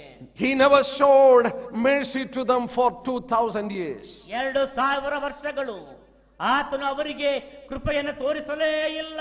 Yes, the set time to show favor has come. ಆದರೆ ಆ ಜನರಿಗೆ ಕೃಪೆಯನ್ನು ತೋರಿಸುವ ಕಾಲವು ಬಂದದೆ. That time something will happen. ಆ ಸಮಯದಲ್ಲಿ ಏನು ಸಂಭವಿಸುತ್ತದೆ? Look at verses 14. 14ನೇ ವಚನವನ್ನು ನೋಡಿರಿ. Your servants will take pleasure in her stones and show favor to her dust. ಆ ನೋಡುವಾಗ ಅದು ಕಲ್ಲು ಕುಪ್ಪೆಯಾಗಿ ಹೋಗಿದ್ದರು, ನಿನ್ನ ಸೇವಕರಿಗೆ ಅತಿ ಪ್ರಿಯವಾಗಿದೆ, ಅದು ಅದರ ಧೂಳಿಗೆ ಅವರು ಮರಗುತ್ತಾರೆ. They are, if you go to Israel, you can see at the Wailing Wall stones, they are praying, they are kissing, they are touching the stones, they are praying at the stones. ನೀವು ಯೆರೂಸಲೇಮಿಗೆ ಹೋದರೆ ಅಲ್ಲಿರುವಂತಹ ಕಣ್ಣೀರನ್ನ ಗೋಡೆ ಎಂಬುದಾಗಿ ಕರೆಯುವಂತಹ ಒಂದು ಗೋಡೆ ಇದೆ, ಅಲ್ಲಿಗೆ ಹೋಗುತ್ತಾರೆ, ಪ್ರಾರ್ಥನೆ ಮಾಡುತ್ತಾರೆ, ಅದನ್ನು ಮುಟ್ಟಿ ಪ್ರಾರ್ಥನೆ ಮಾಡುತ್ತಾರೆ, ಅದನ್ನು ಮುತ್ತಿಡುತ್ತಾರೆ. They were looking for that for 2,000 years, but they were not allowed to enter there. ಆದರೆ 2,000 ವರ್ಷಗಳಿಂದ ಅವರು ಅದನ್ನು ಮುಟ್ಟುತ್ತಲೇ ಇದ್ದಾರೆ, When- ಅದರ ಒಳಗೆ ಹೋಗಲಿಕ್ಕೆ When the ಅವರಿಗೆ ಅನುಮತಿ ಇಲ್ಲ. Lord's set time has come, they started to show the kindness and favor to the stones and to the dust. ಆ ನೋಡುವಾಗ ಕರ್ತನು ಕೃಪೆ ತೋರಿದಂತ ಸಮಯ ಬಂದಾಗ ಅವರು ಆ ಕಲ್ಲುಗಳಿಗೂ ಆ ಸ್ಥಳಕ್ಕೂ ಕೂಡ ಅವರು ಕರುಣೆಯನ್ನ ತೋರಿಸುತ್ತಾರೆ. Read verse 16 all. 16ನೇ ವಚನವನ್ನು ಓದಿರಿ. What will happen at that time? ಆ ಸಮಯದಲ್ಲಿ ಏನಾಗುತ್ತದೆ? Someone read, please.